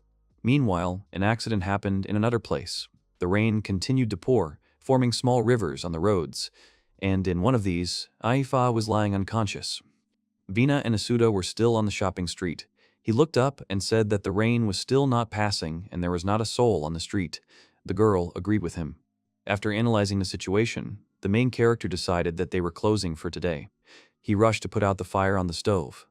Vina was surprised and asked him if he was sure, because they had only sold 3 pieces today, to which he replied that he understood. He explained that the stall is mobile. It is important to know when to curl up. Ryouridou, seeing that he had started packing, asked if they were really on their way home. Asuta was surprised to see the latter and asked him if he had been there, and then he apologized for having to carry the weights back again. Ryouridou began to get angry and said that it was not a matter of heaviness, but that it was dangerous to walk along mountain trails in a downpour with him. He did not want to. Asuta smiled condescendingly and said that he understood him. After a while, they decided to leave. The guy kept giving instructions to the main character to look at his feet and not fly. The latter was surprised that he was ahead of everyone. Ryouridou said that the same person understands what will happen if he slips. He thought that it was better than falling down alone and lying down, to which Asuta said that he understood him and would try very hard. The guy told him not to let them down. They walked all together, overcoming bad weather and a difficult road. Suddenly, the main character's foot got into some kind of hole. He stopped to see what had happened. Looking straight ahead, he saw something. My heart began to pound rapidly, and my eyes opened in surprise. He immediately turned to Ryouridou and asked him to come over. He asked him to come over. He asked about what happened, to which he replied that it seemed that someone had fallen there. The main character turned around and asked what they would do, to which Ryouridou said that he would go and take a look. The latter told them to stand still and immediately went down the road. Asuta said that he hopes that everything is fine there. Vina agreed with him. Ryouridou, approaching the lying man, immediately recognized him. He called out to Asuta by name, told him to put down his things, and slowly walked up to him. The girl told him to be careful. He thanked her. As he went downstairs, he thought about the fact that he could have been called for only one reason. Ryouridou, seeing that he had come down, told him to go to him.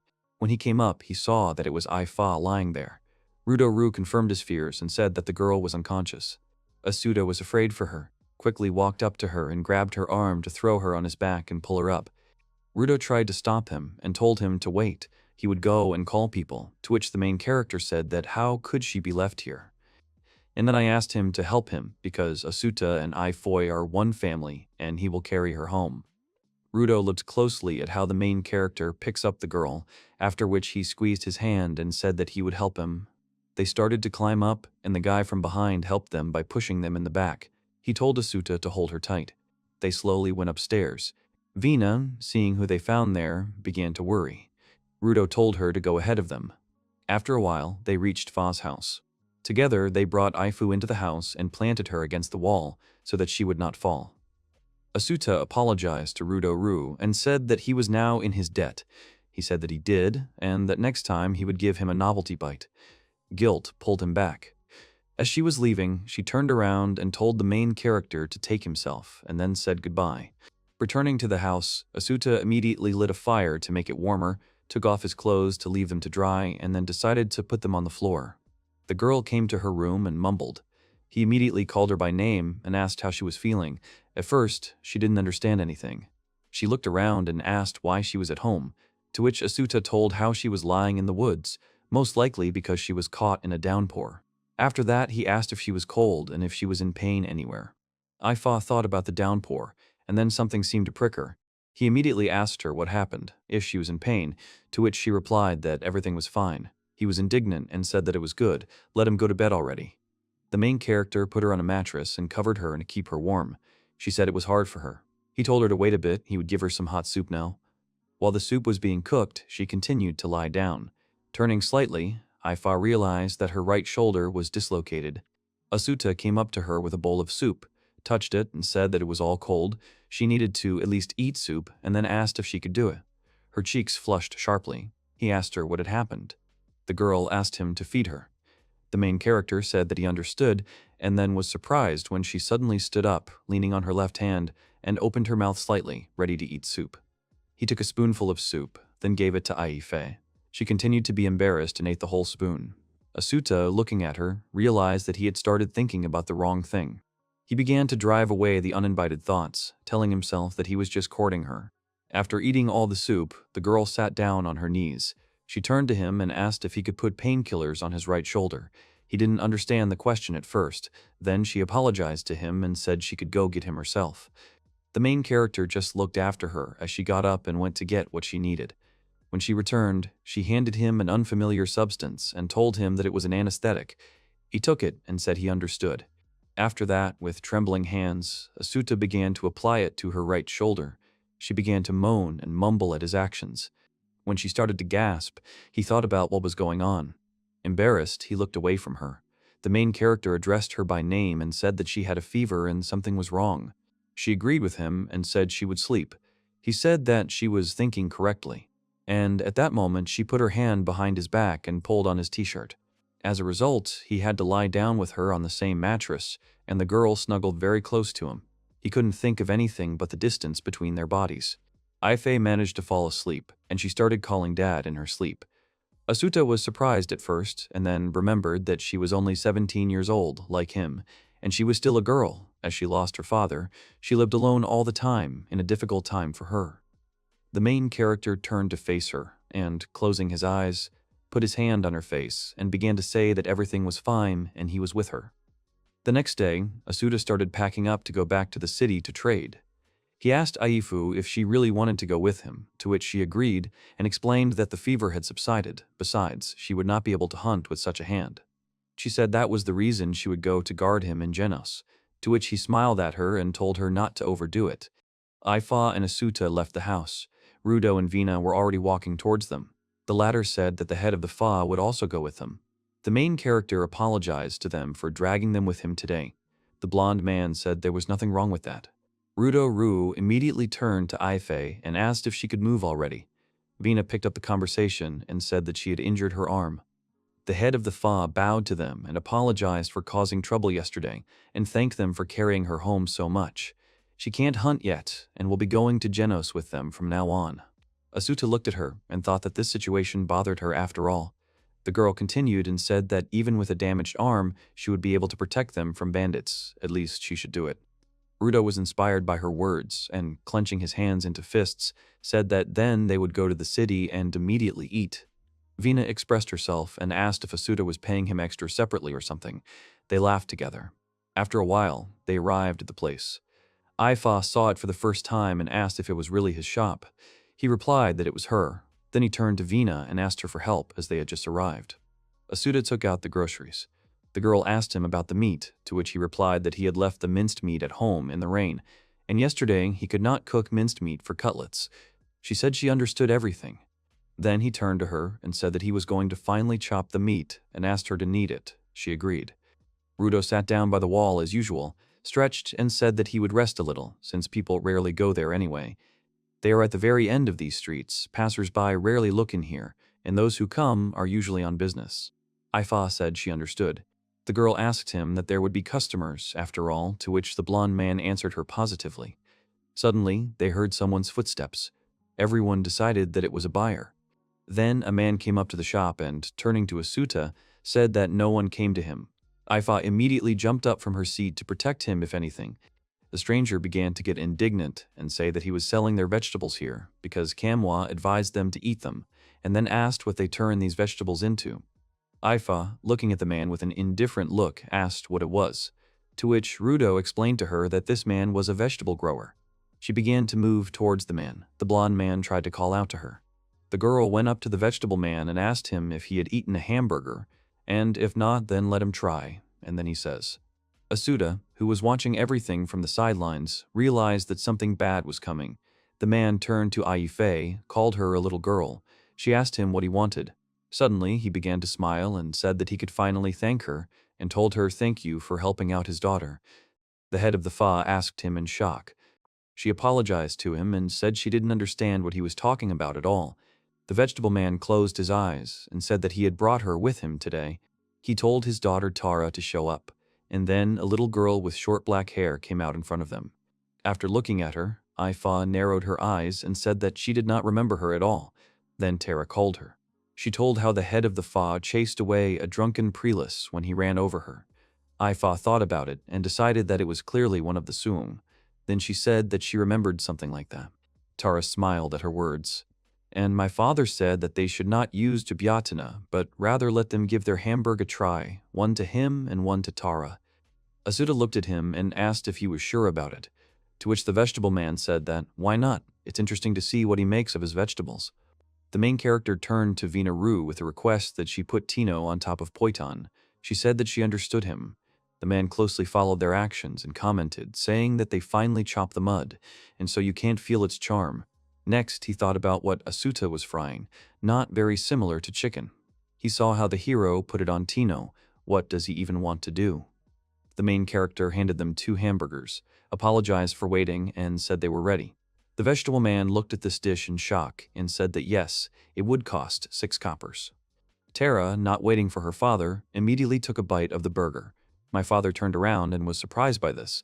The girl chewed with difficulty, her cheeks turned red. Asuta wondered if the chicken had turned out to be sharp after all. Tara headed towards Ifi. Going up to her, she called her and said that it was very tasty. She looked very determined, and it was clear that she really liked it. The vegetable man, looking at this picture, thought about his shy daughter behaving like this. Ifa smiled at her words and said she was glad. The man thought that he would not lose, so he also decided to take a bite of the burger. He ate it completely and wondered if it was really chicken. He went up to Asuta and said that the crushed tino felt good in his mouth, he replied, and the thing between the rolls, similar to veal, could also be eaten. The main character did not expect such pressure and said that it was ground chicken. The vegetable man thought about it and asked him that since he was crushing meat, then why not use other meat, because nothing would change, and then clarified that he was also selling chicken. To which Asuta replied positively. He explained to the man that he does not think that jiba burgers are bad, he just wants more people to learn about the delights of this type of meat. He thought to himself that somehow he would be able to sell only jiba burgers, but now he is suffering losses and something needs to be done about it.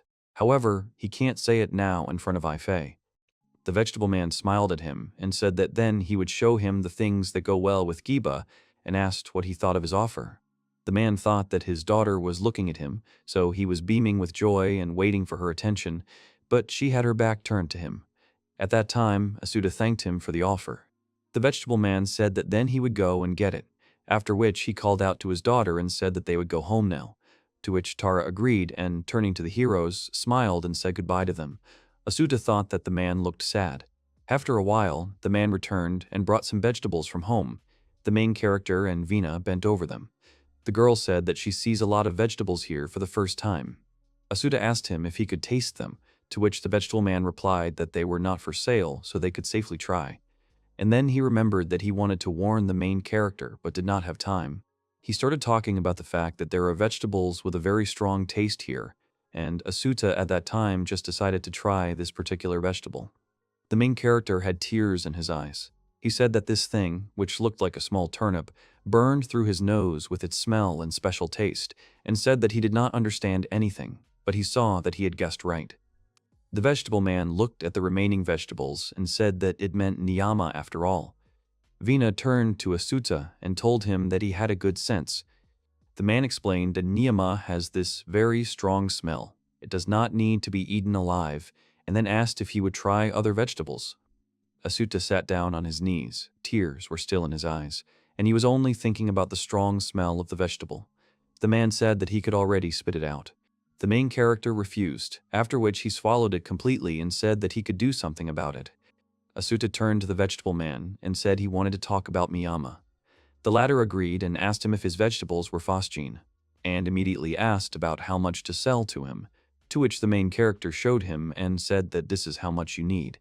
Then the man told him to pay him the specified amount. The happy vegetable man turned around and said that he would go and get some vegetables now, and asked to wait for him. Asuta could only think that the deal was done. After looking at the bags of other products, the main character thought about what to do with them. At this time, Ifa said that this man was some kind of craftsman. Asuta looked at her in disbelief.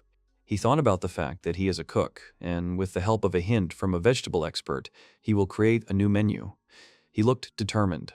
Vina came up to him and excitedly asked him what he was doing, to which he said that he was thinking about a new menu.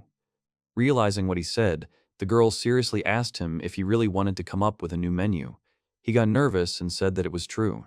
She smiled and was embarrassed, after which she said that it was very curious, and asked if she could help him.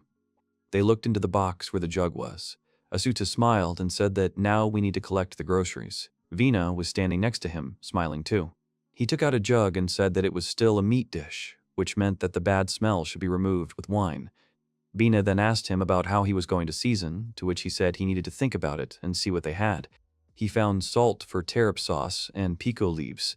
Asuta thought that you can only fry chicken with this. Then he thought that he needed to come up with something to sell meat by itself. He was so lost in his thoughts that Vina had to lean over to him and call his name.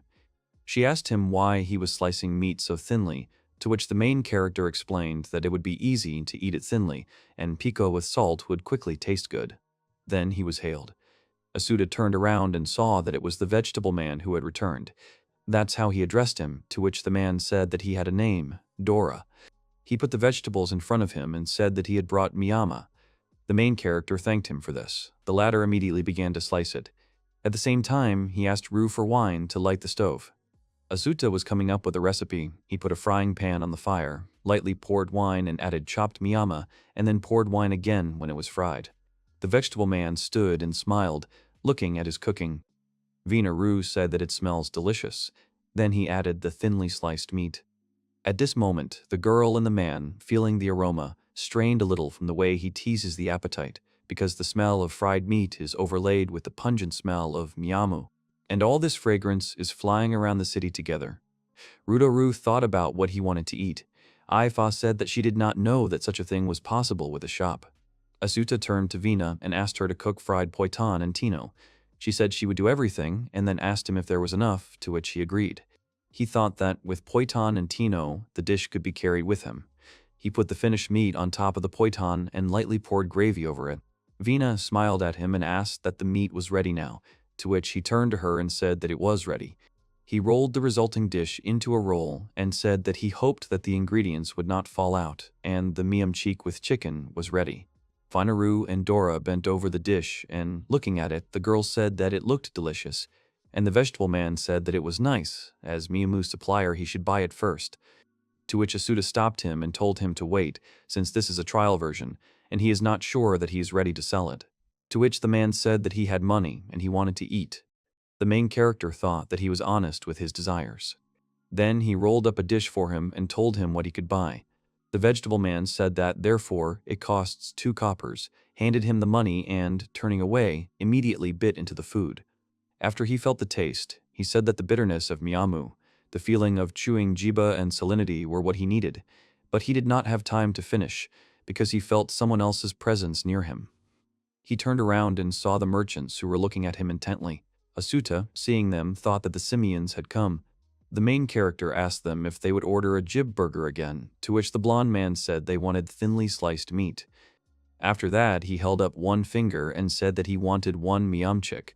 Asuta was surprised and said that he would be charged 2 coppers. He thought to himself that there was no turning back. He immediately shouted to Veritable to cook another one. At this time, the Chinese were closely watching the cooking process. The vegetable man, after looking at these men, decided to quickly say goodbye and leave. He said that he would come in a little later to buy Tara too. Asuta, looking at him, thought that he had escaped. The main character cooked a miamchik, handed it to them, taking 2 coppers for himself. The Chinese took turns trying this dish. After a while, they got bored again, and Asuta thought that they were discussing something again, and he wondered what they would say today. The blonde man asked the main character for 6 more miamchiki and 6 jib burgers. The latter was shocked and began to think that if you add Dora's purchases to this, then he will be a plus today. Asuta resolutely said that he understood them and asked them to wait a little, it will be ready soon.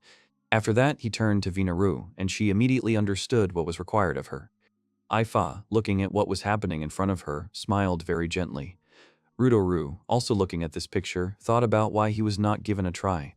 After a while, Asuta prepared the order completely and put all the dishes on the table. He apologized to the simians for waiting and said that the giba burgers and miamchiki were ready. The men picked up their order and, starting to eat right on the way, walked away. The main character exhaled and thought that, thank God, the chicken was sold out. He turned to Veritable and said that Tara still needed to cook, to which she replied that she understood him. Then Asuta wondered if the vegetable man would come back at all. Then Ryouridou said that he could go and ask. Ifa would stay instead, and he would go and find out everything. He staggered up and said that it was simply unbearable to hear this smell and sit on guard. Asuta apologized to him. Then the guy said he would go, but the main character called him by name. Ryouridou asked about what happened. The guy turned back to the road and was about to leave. But then Asuta shouted to him that he would make a jiba burger for his arrival. Ryouridou immediately smiled happily, his cheeks turned red, and he said it would be good. The main character also smiled at him and thought that he was glad.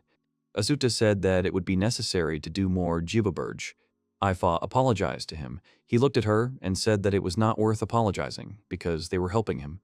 He smiled and said that they had managed to sell the chicken. Without them, he would not have been able to do it. The main character is so grateful to both the Parisians and the Genoese.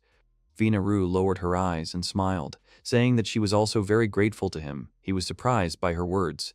But she changed the subject and said she was going to cut up Tino. At this time, Ryouridou went in search of a vegetable garden.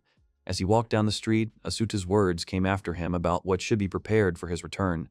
Passing by one of the turns, he saw a small group of people. There were several men and a girl with long dark hair standing there. One of the men said it was that shop. Another confirmed his words. Ryouridou thought about why they were looking out at Asuta's shop and who they were anyway.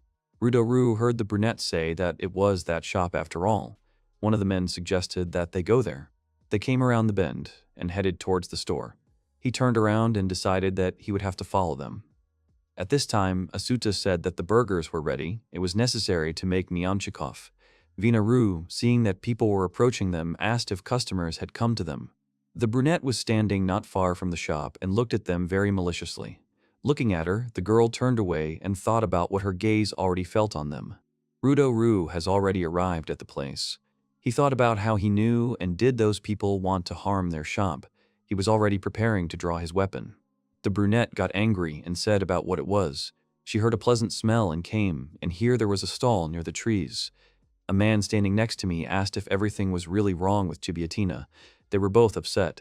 Veritable smiled awkwardly at them. Asuta looked at them very seriously, and Ryouridou offered to go to the vegetable garden. A dark-haired man with short hair said that they had been trudging all the way to the end of the street. The second man with longer hair told the girl, calling her Yumi, that you can't rely on her instincts. Asuta watched their bickering in silence. The men started telling Yumi that this was her responsibility and she had to take it on herself. She was indignant and asked in what sense it was. They pushed her towards the shop. The man with short hair told her to try their food.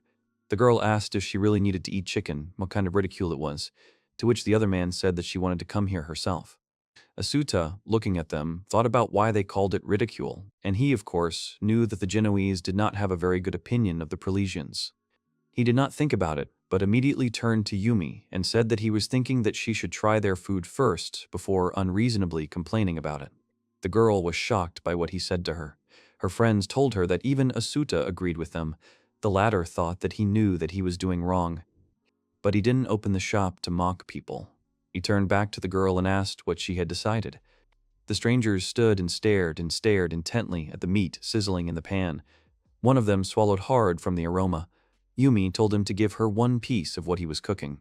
Asuta smiled and told her to have a taste of the chicken miamchik, to which the girl made a face as if the very thought of it was unpleasant to her. The man with short hair told her to prepare for the ordeal. She didn't answer anything, just watched as the main character fried thinly sliced meat. He handed her one piece of chicken and said that it would be 2 coppers. She handed him a coin and thought to herself that she had to spend money on such a bad dish. The main character looked at her carefully and thought that since she came to a delicious smell, if she tried it, she would surely like it. Asuta saw her bite into the dish. He thought that it was great, now she would try the dish. Her friends began to ask her opinion.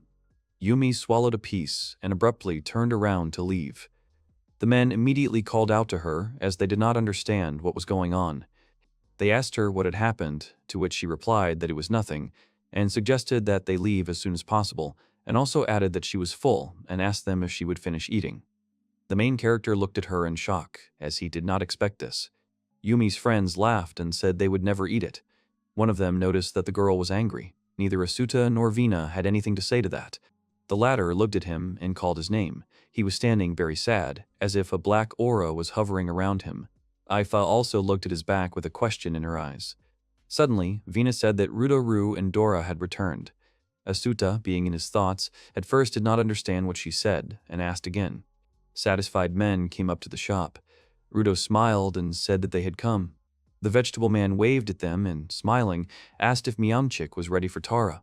Asuta smiled tightly and said that Miamchik was ready, while he said the name of the dish with some pause. Dora thanked him and then looked at him questioningly. The main character, holding out the dish, asked about what happened. The vegetable man took it in his hands and said in a serious tone that he now seemed to pronounce the word Miamchik with difficulty. Asuta didn't expect it to be so noticeable. He lowered his eyes and at first did not know how to express himself, but then he said that he understood what was the matter, he was just thinking a little. Asuta grinned and said that he was thinking about how to cook it better. Aifa looked at him with concern in her eyes, as she understood what he was going through. The vegetable man looked at him in surprise and asked if he was really going to improve the miamchik, and he added that he thinks that he is so good. Asuta thanked him. But he said that they still have miam left, and they are still closing for today. Then someone from the outside asked what he was talking about. It turned out to be Manhua Eshal, who was clearly running towards them quickly, as his face turned red and sweat broke out on his face. He asked Asuta to wait. The main character turned his head to the man's voice and reacted rather dejectedly to his arrival. The defender asked him if he had time to buy, to which Asuta categorically informed that they were closed. But Manhua did not agree with him and exclaimed that he was in time. Dora, seeing who came up to the shop, greeted the man. The defender also greeted him in response and said that it seemed to him that he was in time. He wanted to repeat it again, but suddenly stopped. He happily talked about how Miam felt and asked Asuta what he had thought of new things.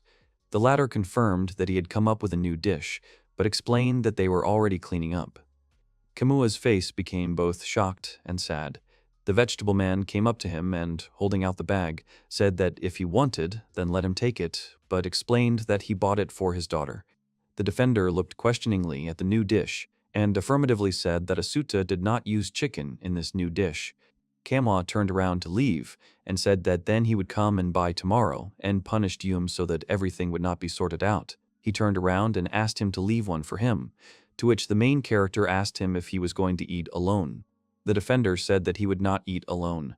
An image of Wraith appeared before his eyes, and he said that he looked so gentle, did not get along well with unusual food, which needed to be tasted several times to understand its charm, even if the flavor was nailed by Miam.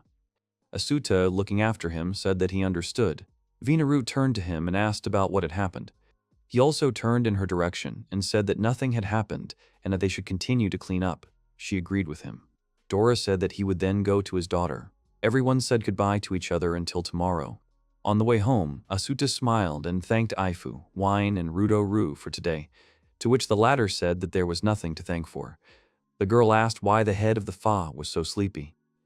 Ifa was surprised by the question. She explained that she was tired and apologized to everyone, but she thought to herself that she couldn't say that she couldn't sleep properly because of the delicious smell, to which the girl replied that the main thing was that she was healthy.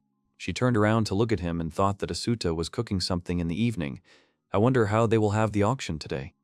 They reopened the shop the next day. The main character put the pan on the fire and said that they were opening.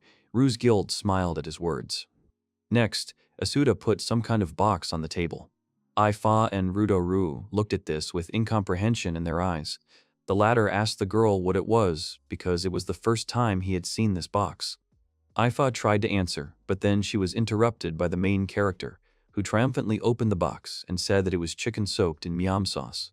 Ryouridou asked again about the miam sauce, and the girl confirmed that it was so. The head of the Fa tried to talk about what Asuta was doing yesterday, but then Dora the vegetable man came to them and asked them if they had already opened. The main character turned around at his voice, smiled, and said that he saw that he had brought his vegetables. The vegetable man said that he was already their master, so he personally delivered them, to which Asuta thanked him from the bottom of his heart. Dora also said that Tara was with him today. She said she was interested in seeing how Miyama was cooked. His daughter stood next to the man and looked at them in embarrassment. The vegetable man said that, apparently, she really liked yesterday's miamchik. Asuta said he was very flattered. Dora said that it was his daughter. Yumi was walking towards the tent again. Looking at all this, she thought about what was going on with them. Looking at Dora and Tara, she thought that the savages from Giba were cooking right there, and that these Genoese could like it so much. The main character saw that Yumi had come again. He met her gaze and smiled. The latter jerked in shock and thought that she was being provoked, after which she furiously strode towards the shop. She squeezed in between Dora and Tara and turned to Asuta. She asked him that he was selling his food again, to which he replied that he was very glad that she had come. Yumi immediately began to get angry at his words. She immediately questioned him about what he had said at all, and then she was called out. She looked down and saw that it was a little girl who had called her. Tara said that this food was not nonsense and asked her to look at it. Yumi looked at her, then closed her eyes, folded her arms, and said that she understood everything and was ready to keep the girl company. Asuta looked at her attentively, but the brunette pretended not to notice this, and therefore did not look at him in response. Then he turned to them and told them to look at him. The main character poured the wine into a frying pan, then put the chicken already soaked in sauce there. It all started to sizzle. Tara, looking at the meat, said that yesterday there were tiny pieces of miam in the miamchik, and there are none here, but the pan smells of fried miam. Yumi looked at it with surprise, thinking that this was really the case, but the smell was the same as yesterday. She wondered how this was possible. Asuta replied to the girl that he had mixed chopped miam with wine sauce yesterday and then soaked the meat in it all night. He picked up the box and showed them the pickled pieces. Tara smiled at his words and said that since he put it on overnight, that's why it smells so delicious. Yumi crossed her arms over her chest and did not respond to this. He continued the story about the cooking process. He said that now they added the sauce in which they cooked, put it all out, due to which the taste is absorbed, and now the meat is ready. The girl looked at it enthusiastically and smiled broadly. Dora immediately came up to the shop again and said that he had found a good use for his miyama, after which he turned to his daughter and asked if she would be his, to which she happily agreed with him. Yumi, watching them, was surprised. Asuta resolutely turned to her and asked if she would like to taste his dish one more time. She immediately exclaimed, asking why she was the one, to which he said that he was not trying to sell her food, he just wanted her to try it. Yumi thought confusedly about what the main character was thinking about when he shoved food at her here. She thought that in any case, everything would be like yesterday, so she stretched out her hand and told him to give her a miamchik. He said that he understood her and picked up the cooked food. He handed her the dish. She took it resolutely, then immediately bit it. Yumi stood and chewed without looking up at him. Asuta, looking at her, thought only of her continuing to eat it. He looked at her expectantly, from which she even looked away. And then she bit again. The main character was very happy about this fact. He thought about what she was eating and thought about the reason why she hadn't eaten yesterday. Yumi ate it completely. She waved her hand, closed her eyes, and said that she was done. Asuta immediately asked her opinion about the dish. She crossed her arms over her chest again and looked away, after which she said that it was okay to eat it.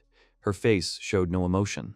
She said that for this reason she would pay him and put 2 coppers on the counter. But he refused and said that he just asked her to try and pushed the coins back to her.